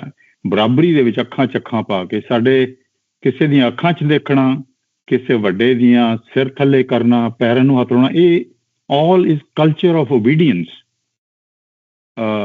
ਜਿਹੜਾ ਕਿ ਵੈਸਟ ਦੇ ਵਿੱਚ ਇਸ ਵੇਲੇ ਨਹੀਂ ਖਤਮ ਹੋ ਰਿਹਾ। ਇਸੇ ਲਈ ਵੈਸਟ ਦੇ ਜਿਹੜੇ ਲੋਕ ਆਉਂਦੇ ਨੇ ਜਾਂ ਬੱਚੇ ਤੁਸੀਂ ਗੱਲ ਕਰ ਰਹੇ ਹੋ, ਉਹਨਾਂ ਨੂੰ ਇਹ ਸਿਖਾਇਆ ਹੀ ਨਹੀਂ ਜਾਂਦਾ ਕਿ ਦੇ ਸੈਂਸ ਆਫ ਇਕੁਐਲਿਟੀ ਵਰਸਸ ਸੁਪੀਰੀਓਰਿਟੀ ਇਨਫੀਰੀਓਰਿਟੀ। ਇਹ ਸਾਡੇ ਫਾਰ ਈਸਟਰਨ ਜੈਪਨੀਜ਼ ਵਗੈਰਾ ਸਾਰੇ ਕਲਚਰ 'ਚ ਇਹੀ ਹੈ। ਸਾਡੇ ਕਲਚਰ ਦੇ ਵਿੱਚ, ਸਾਡੇ ਕਲਚਰ 'ਚ ਜਿਹੜੀਆਂ ਮੇਰੇ ਆਪਣੇ ਫੈਮਿਲੀ ਦੇ ਵਿੱਚ ਜਿਹੜੀਆਂ ਕੁੜੀਆਂ ਨੂੰ ਇਸ ਕਸਟਮ ਦਾ ਪਤਾ ਹੈ, ਉਹ ਜਦੋਂ ਮੈਂ ਸਾਹਮਣੇ ਆਣਾ, ਆਪੇ ਹੀ ਸਿਰ ਝੁਕਾ ਦਿੰਦੀਆਂ ਕਿ ਸਾਨੂੰ ਪਿਆਰ ਦੇ ਦਿਓ। ਜੀ ਆਪੇ ਹੀ ਉਹਨਾਂ ਨੂੰ ਕਹਿਣ ਦੀ ਜ਼ਰੂਰਤ ਨਹੀਂ ਪੈਂਦੀ, ਉਹ ਆਪੇ ਹੀ ਸਿਰ ਅੱਗੇ ਕਰ ਦਿੰਦੀਆਂ ਨੇ ਕਿ ਤੁਸੀਂ ਵੱਡੇ ਹੋ। ਤੇ ਸਿਰਫ ਇਹ ਨਹੀਂ, ਓਬੀਡੀਐਂਸ ਨਹੀਂ ਹੈ ਅਮਰਜੀਤ ਜੀ, ਇਹ ਇੱਕ ਰਿਸਪੈਕਟ ਹੈ, ਇੱਕ ਸਾਡਾ ਜਿਹਨੂੰ ਸੱਭਿਆਚਾਰ ਜਾਂ ਕਲਚਰ ਜਿਹੜਾ ਇਹ ਉਹਦੇ ਪ੍ਰੋਟੋਕੋਲਸ ਨੇ, ਔਰ ਉਹ ਸਦੀਆਂ ਤੋਂ ਚੱਲੇ ਆ ਰਹੇ ਨੇ। ਤੁਸੀਂ ਬੱਸ 'ਚ ਬੈਠੇ ਹੋ, ਰਸ਼ ਹੈ, ਕੋਈ ਬਜ਼ੁਰਗ ਆਏਗਾ ਉਹਨੂੰ ਸੀਟ ਦੇ ਦਿਓ। ਇਹ ਚੀਜ਼ਾਂ ਜਿਹੜੀਆਂ ਛੋਟੀਆਂ ਇਹ ਸਦਾ ਚੱਲਦੀਆਂ ਰਹਿੰਦੀਆਂ ਨੇ ਸਾਡੇ ਨਾਲ। ਤੇ ਮੈਂ ਇੱਕ ਹੋਰ ਜਿਹੜੀ ਗੱਲ ਕਰਨੀ ਚਾਹੁੰਦਾ ਸੀ ਕਿ ਇਹਨੂੰ ਜਿਹੜਾ ਹੈਗਾ 3 ਲਫ਼ਜ਼ ਆਏ ਨੇ ਪਹਿਲੇ ਪਹਿਰੇ 'ਚ ਵੀ, ਇਹਦੇ 'ਚ ਵੀ ਆਏ ਨੇ ਕਿ ਫਾਕਾ, ਫਕਰ ਤੇ ਸਫਰ। ਇਹ 3 ਲਫ਼ਜ਼ ਮੇਰਾ ਖਿਆਲ ਯੋਗ ਦੀ ਆਈਡੀਓਲੋਜੀ ਜਾਂ ਫਿਲਾਸਫੀ ਨੂੰ ਬਿਲਕੁਲ ਐਕਸਪਲੇਨ ਕਰਦੇ ਨੇ। ਫਾਕਾ ਕੱਟਣਾ ਕਿ ਭੁੱਖੇ ਰਹਿਣਾ, ਮਤਲਬ ਆਪਣੇ ਆਪ ਤੇ ਡਿਸਿਪਲਿਨ 'ਚ ਰਹਿਣਾ। ਫਕਰ ਦਾ ਮਤਲਬ ਫਕੀਰ, ਜਿਹਦੇ ਕੋਈ ਆਪਣੀ ਵਰਲਡਲੀ ਪੋਜੈਸ਼ਨਸ ਨਹੀਂ। ਉਹ ਜੋਗ ਵਾਲਿਆਂ ਦੇ ਵੇ, ਇਹਨਾਂ ਦਾ ਕੋਈ ਆਪਣੀ ਪੋਜੈਸ਼ਨ ਨਹੀਂ, ਮਟੀਰੀਅਲਿਸਟਿਕ ਪੋਜੈਸ਼ਨਸ ਨਹੀਂ। ਔਰ ਸਫ਼ਰ ਵਿੱਚ ਰਹਿਣਾ, ਟਰੈਵਲ ਦੇ ਵਿੱਚ ਰਹਿਣਾ, ਹਮੇਸ਼ਾ ਇੱਕ ਜਗ੍ਹਾ ਦੇ ਨਾਲ ਅਟੈਚ ਨਹੀਂ ਹੋਣਾ। ਔਰ ਵਾਰਿਸ ਸ਼ਾਹ ਨੇ ਵੀ ਲਿਖਿਆ ਕਿ ਸ਼ੇਰ ਔਰ ਸੱਪ ਦਾ ਮਤਲਬ ਜਿਹੜੇ ਇੱਕ ਬੰਦ ਦੇ ਵਿੱਚ ਲਿਖਿਆ ਕਿ they are never attach to one place. ਕੋਈ ਉਹਨਾਂ ਦੀ ਪ੍ਰੋਪਰਟੀ ਨਹੀਂ, ਕੋਈ ਉਹਨਾਂ ਦੀ ਜਾਇਦਾਦ ਨਹੀਂ, ਔਰ ਪੂਰੇ ਡਿਸਿਪਲਿਨ। ਮੇਰੇ ਖਿਆਲ 3 ਗੱਲਾਂ, ਫਾਕਾ, ਫਕਰ ਤੇ ਸਫਰ, ਤੁਰਦੇ ਹੀ ਰਹਿੰਦੇ ਨੇ ਜੋਗੀ, ਜਿਹੜੇ ਤੁਰ ਹੀ ਚਲੇ ਜਾਣਾ ਇਹਨਾਂ ਨੇ ਥਾਂ ਤੋਂ। ਸਫਰ ਵੀ ਬਿਲਕੁਲ ਠੀਕ ਹੈ, ਕਿਉਂਕਿ ਰਾਂਝਾ ਆਖਦਾ ਖਿਆਲ ਨਾ ਪਾਓ ਮੇਰੇ, ਉਹਦੇ ਚੋਂ ਕਹਿੰਦਾ ਦਮਾਂ ਦੇ ਨਾਲ ਤੇ ਜ਼ਾਤ ਜੋਗੀ, ਸਾਡਾ ਸਾਕ ਕਬੀਲੜਾ ਖੇਸ਼ ਕਿਹਾ। ਇਹ ਗੱਲ ਬਿਲਕੁਲ ਠੀਕ ਹੈ ਕਿ ਜਿਹੜਾ ਜੋਗੀ ਹੈ ਉਹਦਾ ਕੋਈ ਮੁਲਕ ਨਹੀਂ ਹੁੰਦੀ, ਉਹ ਜਿੱਥੇ ਸਾਹ ਲੈਂਦਾ ਉਹੀ ਉਹਦਾ ਵਤਨ ਹੁੰਦਾ ਹੈ। ਬਿਲਕੁਲ ਸਹੀ ਕਹਿ ਰਹੇ ਹੋ। ਸਾਡੇ ਕੋਲ ਇੱਥੇ ਇਹਨਾਂ ਨੇ ਵੈਸੇ ਲਿਖਿਆ ਹੈ ਸਬਰ, ਸਫਰ ਵੀ ਹੋਏ, ਬਿਲਕੁਲ ਸਹੀ ਕਹਿ ਰਹੇ ਹੋ, ਬਿਲਕੁਲ ਗੁਰੂ ਨਾਨਕ ਨੇ ਵੀ ਆਖਿਆ, ਲੇਕਿਨ ਜਿਹੜੀ ਸਾਡੇ ਕੋਲ ਲਿਖੀ ਉਹਦੇ ਵਿੱਚ ਸਬਰ ਵੀ ਲਿਖਿਆ ਹੈ, ਤੁਹਾਡੇ ਕੋਲ ਸ਼ਾਇਦ ਸਫਰ ਲਿਖਿਆ ਹੈ, ਬਟ ਇਟਸ ਓਕੇ। ਗੱਲ ਤੁਸੀਂ ਠੀਕ ਕਰ ਰਹੇ ਹੋ। ਤੇ ਸਬਰ ਜਿਹੜੀ ਸਾਡੇ ਜਿਹੜਾ ਸਫਰ ਲਿਖਿਆ ਇਹਨੇ, ਇਨਫੈਕਟ ਬਾਰ-ਬਾਰ ਸਫਰ ਮੀਨਸ ਟਰੈਵਲ। ਹਾਂਜੀ ਬਿਲਕੁਲ ਠੀਕ ਹੈ, ਸਫਰ ਬਿਲਕੁਲ ਤੁਰੇ ਚਲੇ ਜਾਣਾ, ਮਤਲਬ ਇੱਕ ਜਗ੍ਹਾ ਨਾਲ ਅਟੈਚ ਨਹੀਂ ਹੋਣਾ। ਦੇਸ਼ ਪ੍ਰਦੇਸ਼ ਕਿਹਾ ਇਹਨਾਂ ਲੋਕਾਂ ਦਾ, ਜੇ ਇਹਨਾਂ ਨੇ ਤੁਰੇ ਫਿਰਦੇ ਰਹਿਣਾ ਹਮੇਸ਼ਾ। ਬਿਲਕੁਲ ਠੀਕ, ਬਿਲਕੁਲ ਠੀਕ। ਅਸੀਂ ਅਗਲਾ ਬੰਦ ਫਿਨਿਸ਼ ਕਰ ਲਈ ਟਾਈਮ ਤੇ, ਤਾਂ ਕਿ ਅਸੀਂ ਰੈਪ ਅਪ ਕਰ ਦਈਏ ਜਾਂ ਬੰਦ ਕਰ ਦਈਏ। ਪੜੋ ਤੁਸੀਂ ਸਹੀ ਸਾਹਿਬ, ਤੁਸੀਂ ਪੜੋ। ਅੱਛਾ ਜੀ। ਜੇ ਜ਼ੋਰ ਬੇਜ਼ੋਰ ਹੋ ਗੁਰੂ ਅੱਗੇ, ਪੂਰਨ ਆ ਕੇ ਸੀਸ ਨਿਵਾਉਂਦਾ ਏ। ਗੁਰੂ ਪਕੜ ਕੇ ਸੀਸ ਤੋਂ ਲੱਟ ਕੁਤਰੀ, ਕੰਨ ਪਾੜ ਕੇ ਮੁੰਦਰਾ ਪਾਵੰਦਾ ਏ। ਗੇਰੀ ਰੰਗ ਪੁਸ਼ਾਕੀਆਂ ਖੋਲ ਬੁਗਚਾ, ਹੱਥੀਂ ਆਪਣੀ ਨਾਥ ਪਹਿਨਾਵੰਦਾ ਏ। ਕਾਦਰ ਯਾਰ ਗੁਰੂ 1.25 ਲੱਖ ਵਿੱਚੋਂ ਪੂਰਨ ਭਗਤ ਮਹੰਤ ਬਣਾਵੰਦਾ ਏ। ਮੇਰੇ ਖਿਆਲ ਮੈਂ ਮਹੰਤ ਵਰਡ ਸਹੀ ਪੜਿਆ? ਮਹੰਤ ਮੇਰਾ ਹਾਲ ਮਹੰਤ। ਹਾਂਜੀ ਮੈਂ ਮਹੰਤ ਕਿਹਾ, ਯਾਨੀ ਕਿ ਮੰਤ। ਮਹੰਤ ਹੀ ਹੁੰਦੇ ਨੇ ਸਾਡੇ ਸਿੱਖੀ ਦੇ ਵਿੱਚ ਵੀ, ਮਹੰਤ ਨੇ ਔਰ ਮਹੰਤੀ ਨੇ ਚੇਲੇ, ਜਿਹੜੇ ਮਤਲਬ ਕਿ ਮੈਨੇਜਰਸ ਜਿਹੜੇ ਬਣ ਜਾਂਦੇ ਨੇ ਨਾ, ਉਹਨਾਂ ਦੇ ਸਟੂਡੈਂਟ ਟਾਈਪ ਸਿੱਖਿਆ ਦੇ ਮਹੰਤ। ਚਲੋ ਜੀ। ਜੇ ਜ਼ੋਰ ਬੇਜ਼ੋਰ ਹੋ ਕੇ ਗੁਰੂ ਅੱਗੇ, ਉਹ ਅਗਰੈਸਿਵ ਵੀ ਹੁੰਦਾ ਹੈ, ਫਿਰ ਪਿੱਛੇ ਵੀ ਹਟ ਜਾਂਦਾ ਹੈ, ਉਹ ਰੋਣ ਵੀ ਲੱਗ ਪੈਂਦਾ। ਜਿਵੇਂ ਸਹੀਦ ਸਾਹਿਬ ਨੇ ਬੜਾ ਸਹੀ ਕਿਹਾ ਕਿ ਉਹ ਟੈਕਟੀਕਲੀ ਜਿਹੜਾ ਨਾ, ਉਹ ਸਾਰੇ ਟੈਕਟਿਕਸ ਵਰਤ ਰਿਹਾ, ਜ਼ੋਰ ਵੀ ਲਾ ਰਿਹਾ, ਬੇਜ਼ੋਰ ਵੀ, ਕਿ ਜੋ ਗੁਰੂ ਨੂੰ ਚੰਗਾ ਲੱਗੇ। ਪੂਰਨ ਆ ਕੇ ਸੀਸ ਨਵਾਉਂਦਾ ਹੈ, ਸਿਰ ਝੁਕਾਉਂਦਾ ਹੈ। ਗੁਰੂ ਪਕੜ ਕੇ ਸੀਸ ਨੂੰ ਲੱਟ ਕੁਤਰੀ, ਉਹਦੇ ਵਾਲ ਥੋੜੇ ਜਿਹੇ ਕੱਟ ਦਿੰਦਾ। ਉਹ ਕੋਈ ਰਿਚੁਅਲ ਹੈ, ਉਹਦੀ ਲੱਟ ਜਿਹੜੀ ਹੈ, ਮੱਥੇ ਤੇ ਕੋਈ ਵਾਲ ਜਿਹੜੇ ਨੇ ਉਹ ਕੱਟ ਦਿੰਦਾ ਹੈ। ਕੰਨ ਉਹਦੇ ਪਾੜ ਕੇ ਮੁੰਦਰਾ ਪਾਉਂਦਾ ਹੈ। ਗੇਰੀ ਰੰਗ ਪੁਸ਼ਾਕੀਆਂ ਖੋਲ ਬੁਗਚਾ। ਗੇਰੀ ਰੰਗ ਮੈਨੇ ਜਿਹੜਾ ਹੈ ਇੱਟ ਦਾ ਰੰਗ ਹੈ, ਰੈਡਿਸ਼ ਰੰਗ ਹੈ, ਗੇਰੂ ਇਹ ਤੋਂ ਬਣਿਆ। ਉਹ ਉਹਦੇ ਕੱਪੜੇ ਪਾਉਂਦਾ ਹੈ। ਖੋਲ ਬੁਗਚਾ, ਹੱਥੇ ਆਪਣੀ ਨਾਥ ਪਹਿਨਾਉਂਦਾ ਹੈ। ਇੱਥੇ ਨਾਥ ਦਾ ਲੱਗ ਰਿਹਾ ਕਿਵੇਂ ਕੋਈ ਉਹਦੇ ਨੱਕ ਵਿੱਚ ਕੋਈ ਚੀਜ਼ ਪਾ ਰਿਹਾ। ਕਾਦਰ ਯਾਰ ਗੁਰੂ 1.25 ਲੱਖ ਵਿੱਚੋਂ ਪੂਰਨ ਭਗਤ ਮਹੰਤ ਬਣਾਉਂਦਾ ਹੈ। ਮਹੰਤ ਜਿਹੜਾ ਅਸੀਂ ਸਾਡੇ ਅਸੀਂ ਨਿੱਕੇ ਨਿੱਕੇ ਹੁੰਦੇ ਸਾਂ, ਛੋਟੇ ਛੋਟੇ, ਤੇ ਜਿਹੜੀ ਅਸੀਂ ਕਿਸੇ ਬੱਚੇ ਦੀ ਟਿੰਡ ਕਰਾਉਂਦੇ ਸਾਂ, ਟਿੰਡ ਕਰਾ ਦੇਈ ਸੀ, ਤੇ ਉਹ ਮਾਵਾਂ ਸਾਡੀ, ਮੇਰੀ ਮਾਂ ਵੀ ਕਹਿੰਦੀ ਬੜਾ ਮਹੰਤ ਜਿਹਾ ਲੱਗ ਰਿਹਾ, ਤੂੰ ਮਹੰਤ ਬਣ ਗਿਆ। ਤੇ ਉਹ ਅਸੀਂ ਸੁਣਿਆ ਹੈ ਲਫ਼ਜ਼। ਤੇ ਉਹਨੂੰ ਜਿਹੜਾ ਮਹੰਤ, ਜਿਹੜਾ ਖਾਨਕਾ ਦਾ ਇੰਚਾਰਜ ਹੈ ਔਰ ਮੈਨੇਜਰ ਟਾਈਪ, ਉਹਨੂੰ ਇੱਕਦਮ ਬਣਾ ਦਿੰਦਾ ਉਹ ਜਿਹੜਾ ਹੈ। ਬਹਰਹਾਲ ਉਹਦਾ ਜਿਹੜਾ ਰਿਚੁਅਲ ਹੈ ਪੂਰਾ ਕਰ ਦਿੱਤਾ ਉਹਨੇ, ਉਹਨੂੰ ਯੋਗ ਦੇ ਵਿੱਚ ਉਹ ਆ ਗਿਆ, ਪੂਰਨ ਜਿਹੜਾ ਪੂਰਨ ਜੋਗੀ ਹੋ ਗਿਆ। ਜਿਹੜਾ ਸਿਰ ਤੋਂ ਲੱਟ ਕੁਤਰਨਾ ਔਰ ਨੱਕ ਕੰਨ ਪਾੜ ਕੇ ਮੁੰਦਰਾ ਪਾਣਾ, ਔਰ ਉਹਦੇ ਨੱਕ ਦੇ ਵਿੱਚ ਉਹਨੇ ਕੁਝ ਪਾਇਆ, ਪੂਰਨ ਆ ਕੇ ਸੀਸ ਕੰਨ ਪਾੜ ਕੇ ਹੱਥੀ ਆਪਣੀ ਕਾਦਰ ਯਾਰ ਆਪਣੀ ਹੱਥ ਪਹਿਨਾ ਨਾਥ ਪਹਿਨਾਉਂਦਾ ਹੈ। ਅੱਛਾ, nath is interesting, nath is interesting. ਹਾਂਜੀ, ਬੁਕਚਾ ਜਿਹੜਾ ਉਹ ਹੈਗਾ ਵੈਲਟ ਹੈ, ਕੋਈ ਇਹੋ ਜਿਹਾ ਕੋਈ ਪਰਸ ਟਾਈਪ ਹੈ, ਕੋਈ ਉਹਨੇ ਕੱਪੜੇ ਦਾ ਜਿਹੜਾ ਕੋਈ ਬਣਾਇਆ ਹੈ ਬੁਕਚਾ ਜਿਹਾ, ਉਹਦੇ ਚੋਂ ਕੱਢ ਕੇ ਉਹਨੂੰ ਨਾਥ ਪਹਿਨਾਈ ਹੈ। ਕੋਈ ਥੈਲਾ ਟਾਈਪ, ਕੋਈ ਥੈਲਾ ਜਾਂ ਕੋਈ ਜਿਸ ਤਰ੍ਹਾਂ ਹੁੰਦਾ ਛੋਟਾ ਜਿਹਾ, ਬਹੁਤ ਜ਼ਿਆਦਾ ਵੱਡਾ ਨਾ ਹੋਵੇ। ਅੱਛਾ, ਇਹ ਜਿਹੜੇ ਇਹਦੇ ਵਿੱਚ ਰਿਚੁਅਲ ਕਰਦਾ ਪਿਆ ਨਾ ਉਹਨੂੰ ਬਣਾਉਣ ਦੇ ਜੋਗੀ, ਉਹ ਆਫ ਕੋਰਸ ਅਸੀਂ ਉਹਦੀਆਂ ਕਾਫੀ ਰਮਜ਼ਾਂ ਖੋਲੀਆਂ ਨੇ। ਇਹਦੇ 'ਚ ਮੈਂ ਸਿਰਫ ਗੱਲ ਕਰਾਂਗਾ ਇਹਦੀ ਨਾਥ ਪਹਿਨਾਣਾ, ਕਿ ਨੱਥ ਪਾਣਾ ਜਿਹਨੂੰ ਕਹਿੰਦੇ ਨੇ। ਇਹ ਨੱਥ ਪਾਣ ਦਾ ਜਿਹੜਾ ਸਾਡਾ ਰਮਜ਼ ਹੈਗੀ ਹੈ ਕਲਾਸੀਕਲ ਪੋਇਟਰੀ ਦੇ ਵਿੱਚ, ਤੇ ਵੈਸੇ ਵੀ ਫਿਜ਼ੀਕਲੀ ਵਿਜ਼ੂਅਲੀ ਅਸੀਂ ਵੇਖਦੇ ਹਾਂ, ਊਂਠ ਨੂੰ ਨੱਥ ਪਾਈ ਜਾਂਦੀ ਹੈ, ਘੋੜੇ ਨੂੰ ਵਾਕ ਪਾਣਾ ਜਿਹੜਾ ਵੀ ਉਹ ਵੀ ਨੱਥ ਪਾਣਾ ਹੁੰਦਾ ਕਿ ਕੰਟਰੋਲ ਕਰਨਾ। ਤੇ ਇੱਥੇ ਰਮਜ਼ ਮੈਨੂੰ ਇਹ ਸਮਝ ਆ ਰਹੀ ਹੈ ਕਿ ਜਿਹੜਾ ਉਹ ਆਫ ਕੋਰਸ ਜੋਗੀ ਬਣਦਾ ਪਿਆ, ਆਪਣੇ ਨੂੰ ਸਰੈਂਡਰ ਕਰਦਾ ਪਿਆ ਵੇ ਜੋਗੀ ਗੋਰਖਨਾਥ ਦੇ ਅੱਗੇ, ਆਪਣੀ ਬੀਇੰਗ ਨੂੰ ਨਵਾਂ ਬਣਨ ਵਾਸਤੇ, ਤੇ ਉਹਨੂੰ ਕਹਿ ਰਿਹਾ ਕਿ ਵੀ ਮੈਂ ਹੁਣ ਤੇਰੇ ਕੰਟਰੋਲ 'ਚ ਹੈਗਾ, ਮੈਨੂੰ ਤੂੰ ਜੋ ਮਰਜ਼ੀ ਬਣਾ ਦੇ। ਇਹ ਮੈਨੂੰ ਇੰਟਰਸਟਿੰਗ ਲੱਗੀ ਇਹਦੇ 'ਚ ਨੱਥ ਪਾਣਾ, ਕਿ ਜਿਵੇਂ ਅਸੀਂ ਨੱਥ ਪਾ ਕੇ ਊਂਠ ਨੂੰ ਮਹਾਰ ਜਿਹੜਾ ਹੈ, ਊਂਠ ਦਾ ਮਹਾਰ ਜਿਹੜਾ ਉਹ ਕੰਟਰੋਲ ਕਰਦਾ ਹੈ ਊਂਠ ਨੂੰ, ਸਿਰਫ ਉਸ ਮੁਹਾਰ ਦੇ ਨਾਲ ਜਿਹਦੇ ਨਾਲ ਜਿਹੜੀ ਨੱਕ ਚੋਂ ਲੰਘ ਰਹੀ ਹੁੰਦੀ ਹੈ। ਸੋ ਦੈਟ ਇਜ਼ ਇੰਟਰਸਟਿੰਗ ਕਿ ਨੱਥ ਦਾ ਜਿਹੜਾ ਹੈਗਾ ਨਾ, ਇਹ ਰਮਜ਼ਾਂ ਕਾਫੀ ਨੇ ਮੈਨੂੰ ਕੰਟਰੋਲ ਸਮਝ ਆਈ ਕਿ ਮੈਂ I am surrendering to my self to your complete control, ਤੇ it's up to you how you make me out of it. ਤੇ ਬਾਕੀ ਉਹ ਜਿਹੜੀਆਂ ਅਸੀਂ ਬਾਕੀ ਹੈਗੀਆਂ ਸਨ, 1.25 ਲੱਖ ਵਿੱਚੋਂ ਉਹਨੂੰ ਮੰਤ ਬਣਾ ਦੇਣਾ, ਇਹ ਵੀ ਬੜਾ ਮੀਨਿੰਗਫੁਲ ਹੈ। ਹਾਂਜੀ, ਕਿ he was the best of the chosen ones to be his people. ਤੇ ਉਹਦਾ ਵੀ ਇੱਥੋਂ ਪਤਾ ਲੱਗਦਾ ਕਿ ਉਹਦੇ ਕੋਲ ਕਾਫੀ ਚੇਲੇ ਹੋਣੇ ਨੇ, ਲੇਕਿਨ ਉਹਨੇ 1.25 ਲੱਖ ਚੋਂ ਪੂਰਨ ਨੂੰ ਚੂਜ਼ ਕੀਤਾ ਹੈ।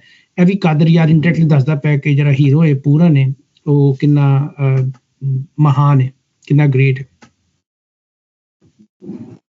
And his sufferings in the past life have made him great, sort of, ਮੈਂ ਕਹਿਣਾ ਸੀ। ਸਾਡੇ ਵੈਸੇ ਇੱਥੇ ਕਿਉਂਕਿ ਤੁਹਾਡੇ ਸ਼ਾਹਮੁਖੀ 'ਚ ਮੇਰਾ ਖਿਆਲ ਹੈ ਲਿਖਣ ਦਾ ਫਰਕ ਹੋਏਗਾ, ਸਾਡੇ ਲਿਖਿਆ ਹੱਥੀਂ ਆਪਣੀ ਨਾਥ ਜਿਹੜਾ ਗੋਰਖਨਾਥ ਹੈ ਪਹਿਨਾਉਂਦਾ ਹੈ, ਆਪਣੇ ਹੱਥਾਂ ਦੇ ਨਾਲ ਗੋਰਖਨਾਥ ਉਹਨੂੰ ਇਹ ਸਾਰੀਆਂ ਚੀਜ਼ਾਂ ਪਹਿਨਾ ਰਿਹਾ। ਔਰ ਉੱਪਰ ਜਿਹੜੀ ਆਈ ਨਾ ਗੱਲ ਕਿ ਗੇਰੀ ਰੰਗ ਪੁਸ਼ਾਕੀਆਂ ਖੋਲ ਬੁਝ ਕੇ, ਗੇਰੂ ਰੰਗ ਕਾਫੀ ਧਰਮਾਂ ਦੇ ਵਿੱਚ, ਖਾਸ ਕਰਕੇ ਈਸਟਰਨ ਨਾਥਾਂ ਦੇ ਵਿੱਚ ਜਿਹੜਾ ਗੇਰੂ ਰੰਗ ਦੇ ਕੱਪੜੇ ਪਾਉਂਦੇ ਨੇ। ਗੇਰੂ ਦਾ ਮਤਲਬ ਅੱਗ ਦੇ ਨਾਲ ਸੜ ਕੇ ਜਿੱਦਾਂ ਇੱਟਾਂ ਗੇਰੂ ਰੰਗ ਦੀਆਂ ਹੋ ਜਾਂਦੀਆਂ ਨੇ, ਉਸੇ ਤਰ੍ਹਾਂ ਇਨਸਾਨ ਆਪਣੇ ਲਗਨ ਦੀ ਜਾਂ ਆਪਣੇ ਗਿਆਨ ਦੀ ਜਾਂ ਜਿਹੜੀ ਵੀ ਚੀਜ਼ ਕਰਨਾ ਚਾਹੁੰਦਾ ਉਹਦੇ ਵਿੱਚ ਬਿਲਕੁਲ ਖਤਮ ਹੋ ਕੇ ਇੱਟਾਂ ਦੀ ਤਰ੍ਹਾਂ ਗੇਰੂ ਰੰਗ ਦੇ ਕੱਪੜੇ ਪਾਉਣਾ, ਉਹ ਸਿੰਬੋਲਿਕ ਮੇਰਾ ਖਿਆਲ ਹੋ ਸਕਦਾ ਇਸ ਗੱਲ ਦੇ ਨਾਲ। ਮੈਂ ਤੁਸੀਂ ਠੀਕ ਕਹਿ ਰਹੇ ਹੋ। ਇੱਟਾਂ ਦਾ ਰੰਗ ਹੀ ਲਿਖਿਆ ਹੈ ਡਿਕਸ਼ਨਰੀ ਦੇ ਵਿੱਚ ਨਾ, ਇੱਟ ਦਾ ਰੰਗ ਲਿਖਿਆ ਹੈ, ਗੇਰੂ ਲਿਖਿਆ ਹੈ, ਰੈਡਿਸ਼ ਲਿਖਿਆ ਹੈ, ਤੇ ਇੱਟ ਦਾ ਰੰਗ ਲਿਖਿਆ ਹੈ। ਇੱਟ ਦਾ ਰੰਗ ਬਹੁਤ ਲਾਲ ਨਹੀਂ ਹੁੰਦਾ, ਪੱਕ ਕੇ ਇੱਕ ਹੋਰ ਹੀ ਰੰਗ ਜਿਹਾ ਬਣ ਜਾਂਦਾ, ਉਹ ਗੇਰੂ ਹੁੰਦਾ। ਹਾਂ, ਪਿਊਰੀਫਿਕੇਸ਼ਨ ਪ੍ਰੋਸੈਸ ਬਾਈ ਦ ਫਾਇਰ, ਅੱਗ ਨੇ ਉਹਨਾਂ ਨੂੰ ਪਿਓਰ ਕਰਕੇ ਇੱਟਾਂ ਦਾ ਰੰਗ ਦਿੱਤਾ ਪਿਆ ਹੁੰਦਾ। ਬਿਲਕੁਲ ਠੀਕ, ਬਿਲਕੁਲ। ਮੈਂ ਤੁਸੀਂ ਸਹੀ ਕਹਿ ਰਹੇ ਹੋ। ਇਹ ਆਪਣੀ ਨਾਥ ਪਹਿਨਾਉਂਦਾ ਵੇ। ਮੈਨੂੰ ਲੱਗਾ ਜਿਵੇਂ ਨੱਥ ਲਫ਼ਜ਼ ਹੈਗਾ ਕਿ ਉਹ ਉਹਦੇ ਨੱਕ ਦੇ ਕੁਛ ਪਾਉਂਦਾ ਨਾਥ, ਤੇ ਇਟ ਕੁਡ ਬੀ ਮਤਲਬ ਤੁਸੀਂ ਸਹੀ ਕਹਿ ਰਹੇ ਹੋ, ਨਾਥ ਆਪਣੀ ਨਾਥ ਪਹਿਨਾਉਂਦਾ, ਹੱਥੀਂ ਆਪਣੀ ਨਾਥ ਪਹਿਨਾਉਂਦਾ ਉਹ ਪੁਸ਼ਾਕ। ਬਸ ਮੈਂ ਕਮੈਂਟ ਕਰਨਾ ਚਾਹਣੀ ਹਾਂ ਕਿਉਂਕਿ ਇਹ ਜੋਗ ਕਿੰਨੇ ਨਾ ਇੱਕ ਰਿਚੁਅਲਸ ਨਾਲ ਜ਼ਿਕਰ ਹੋਣਾ ਪਿਆ। ਇਹ ਸਵਾਲ ਮਾੜੇ ਜ਼ਹਿਨ ਵਿੱਚ ਬੜੇ ਅਰਸੇ ਸੁਆ ਕਿ ਜਦੋਂ ਤੁਸੀਂ ਕੋਈ ਵੀ ਇਸ ਤਰ੍ਹਾਂ ਨਾ ਸਪਿਰਿਚੁਅਲ ਜਰਨੀ ਕਿੰਨੇ ਹੋ, ਖਾਲੀ ਜੋਗ ਨਹੀਂ ਕੋਈ ਔਰ ਵੀ, ਤੇ ਪਹਿਲੂ क्या अछना, ਪਹਿਲू बिलीफ अछना कि फिर रिचुअल अछना, कि ਪਹਿਲू रिचुअल अछना फिर बिलीफ अछना, क्योंकि मिगी लगना कि रिचुअल इज इक्वली इंपॉर्टेंट। पहले माड़ा ख्याल सा जदों मैं कोई ज्यादा सूफियाना कलाम या इस तरह की सोच पहलू नहीं तकी पढ़ी सी कि बिलीफ ज्यादा इंपॉर्टेंट आ, पर हुण मिगी लगना कि रिचुअल भी बहुत इंपॉर्टेंट आ, क्योंकि जदों तुस कई दफा इस तरह होना कि तुसा ਉਹ रिचुअल करने हो ते करने तुसा की समझ अछी कि एक काम तुसा किया करने पियो। ते ਇਹ ਜਿਹੜਾ ਕੰਨ ਪਾੜਨਾ, ਸਵਾਹ ਲਾਣਾ, ਇਹ ਸ਼ਾयद उस वक्त उस वेले तुसा ने दिल विच ਉਹ एहसास मौजूद ना वै, मगर ਉਹ तुसा बार सर पर सवाह लासो, अपने अंग पर खाक मलसो, ਤੇ ਤੁਸੀਂ ਕੀ ਫਾਈਨਲੀ ਉਸ ਜਗ੍ਹਾ ਪਰ ਪਹੁੰਚੋ। ਇਸ ਵਾਸਤੇ ਰਿਚੁਅਲ ਇੰਪੋਰਟੈਂਟ ਮਿਗੀ ਲੱਗਣਾ ਕਈ ਦਫਾ ਹੋਈ ਗਸ਼ਣਾ। ਬਹਰਹਾਲ ਮੇਰੇ ਖਿਆਲ ਹੈ ਜਿਹੜਾ ਰਿਚੁਅਲ ਦਾ ਪ੍ਰੋਸੈਸ ਹੈ ਨਾ, ਜੋ ਤੁਸੀਂ ਕਹਿ ਰਹੇ ਹੋ, ਇਹ ਸਵਾਹ ਲਾਣਾ, ਕੰਨ ਪਾੜਨਾ, ਇਹ ਸਾਰੇ ਸਟੈਪ ਸ਼ਾਇਦ ਇਸ ਵਾਸਤੇ ਕੀਤੇ ਜਾਂਦੇ ਸੀ ਤਾਂ ਕਿ ਅਗਰ ਕਿਸੇ ਲਮਹੇ ਉਹ ਬੰਦੇ ਦੇ ਅੰਦਰ ਅਜੇ ਈਗੋ ਨਹੀਂ ਮਰੀ, ਮੈਂ ਹੈਗੀ ਏ, ਕੁਮਾਨ ਮਾਮਤਾ ਹੈਗੀ ਏ, ਤੇ ਉਹ ਇਸ ਵੇਲੇ ਉਹ ਭੱਜ ਸਕਦਾ। ਲੇਕਿਨ ਅਗਰ ਉਹ ਇਹ ਸਾਰੀ ਸਟੇਜਾਂ ਨੂੰ ਬਰਦਾਸ਼ਤ ਕਰਕੇ ਲੰਘ ਜਾਂਦਾ ਹੈ, ਦੈਨ ਉਹ he is capable of becoming a jogi. ਤੋ ਆਈ ਥਿੰਕ ਜਦੋਂ ਹੁਣ ਮੈਂ ਅਗਰ ਕਮਿਟਡ ਨਹੀਂ ਗਾ ਔਰ ਮੈਂ ਕਹਿਣਾ ਠੀਕ ਹੈ ਜੀ ਮੈਨੂੰ ਤੁਸੀਂ ਇਹ ਸਾਰੀਆਂ ਸਟੇਜਿਸ ਚੋਂ ਲੰਘਾਓ ਪ੍ਰੋਸੈਸ ਚੋਂ, ਤੇ ਜਿਵੇਂ ਕੰਨ ਪਾੜੇ ਜਾਣਗੇ ਤੇ ਮੈਨੂੰ ਪਤਾ ਲੱਗ ਜਾਏਗਾ ਤਕਲੀਫ ਹੋ ਰਹੀ ਹੈ, ਖੂਨ ਨਿਕਲੇਗਾ, ਜੋ ਵੀ ਮੈਂ ਇਸ ਤਕਲੀਫ ਚੋਂ ਲੰਘਣਾ ਸਬਰ ਚੋਂ, ਤੇ ਉਸ ਲਈ ਮੈਂ ਨੱਸਣਾ ਚਾਹਾਂ ਤੇ ਨੱਸ ਸਕਣਾ। ਲੇਕਿਨ ਅਗਰ ਮੈਂ ਸਟੂਡ ਹੋ ਜਾਣਾ, ਫਾਸਟ ਹੋ ਜਾਣਾ, ਸਟੈਡ ਫਾਸਟ ਹੋ ਜਾਣਾ ਉੱਥੇ, ਤੇ that will give an indication to the guru ਕਿ ਨਹੀਂ ਇਹ ਕਮਿਟਡ ਹੈ ਬੰਦਾ। ਇਹ ਸਾਰੀ ਜਿਹੜੀ ਤਕਲੀਫਾਂ ਨੇ, ਇਹ ਤਕਲੀਫਾਂ ਦੇਣ ਦਾ ਮਕਸਦ ਤਕਲੀਫਾਂ ਪਹੁੰਚਾਉਣਾ ਨਹੀਂ, ਤਕਲੀਫਾਂ ਦੇਣ ਦਾ ਮਤਲਬ ਟੈਸਟ ਕਰਨਾ ਹੈ ਕਿ how committed that person is. ਮੇਰਾ ਖਿਆਲ ਹੈ ਸ਼ਾਇਦ ਮੇਰਾ ਖਿਆਲ ਇਹੀ ਗੱਲ ਹੈ। ਜੇ ਸੋਚੀਏ ਧਰਮ ਔਰ ਸਾਇੰਸ ਦੀ ਕਾਮਯਾਬੀ, ਧਰਮ ਬੜਾ ਕਾਮਯਾਬ ਹੈ ਕਿ ਕਿਸੇ ਆਈਡੀਓਲੋਜੀ, ਫਿਲਾਸਫੀ ਨੂੰ ਜਾਂ ਬਲੀਫ ਨੂੰ ਕੁਛ ਲੋਕ ਹੀ ਚੰਗੀ ਤਰ੍ਹਾਂ ਸਮਝ ਸਕਦੇ ਨੇ। ਬਹੁਤੇ ਲੋਕ ਜਿਹੜੇ ਲੇਮੈਨ ਹੈਗੇ, ਦੇ don't have that kind of knowledge ਔਰ ਸਕਿੱਲ ਟੂ ਅੰਡਰਸਟੈਂਡ। ਉਹਨਾਂ ਨੂੰ ਇਨਗ੍ਰੇਨ ਕਰਨ ਦੇ ਲਈ rituals are very important. Science ਦੀ ਫੇਲਿਅਰ ਦਾ ਇਹੀ ਰੀਜ਼ਨ ਹੈ ਕਿ ਸਾਇੰਸ ਸਮਝ ਮੈਜੋਰਿਟੀ ਪੀਪਲ ਨਹੀਂ ਸਕਦੇ। ਰਿਲੀਜਨ ਦੇ ਵਿੱਚ ਰਿਚੁਅਲਸ ਜਿਹੜੇ that keep the water the river flowing, science ਉੱਥੇ ਆ ਕੇ ਖਤਮ ਹੋ ਜਾਂਦੀ ਕਿ ਐਲੀਟ ਫਿਊ ਜਿਹੜੇ ਉਹ ਸਮਝਦੇ ਨੇ, ਆਮ ਮੈਜੋਰਿਟੀ ਨੂੰ ਉਹਨਾਂ ਦੇ ਐਕਸਪਲੇਨੇਸ਼ਨਸ ਰਿਚੁਅਲਸ ਤੋਂ ਬਿਨਾਂ ਸਮਝਾਉਣੇ ਬੜੇ ਮੁਸ਼ਕਲ ਨੇ। Rituals are very essential to keep the philosophy going to the layman forever. Science ਦੀ ਫੇਲਿਅਰ ਦਾ ਰੀਜ਼ਨ ਵੀ ਇਹੀ ਹੈ। ਠੀਕ ਜੀ, ਵੈਸੇ ਸਭ ਕਰੀਏ ਕੰਕਲੂਡ, टाइम्स अप। हाँ जी ठीक है, मेरा हाल है। चलो मैं रिकॉर्डिंग स्टॉप, हाँ जी हाँ ठीक है, स्टॉप करना, फिर तुसी 2 दिन गल्लां करनी है तो कर लेने फिर। Okay ji, thank you.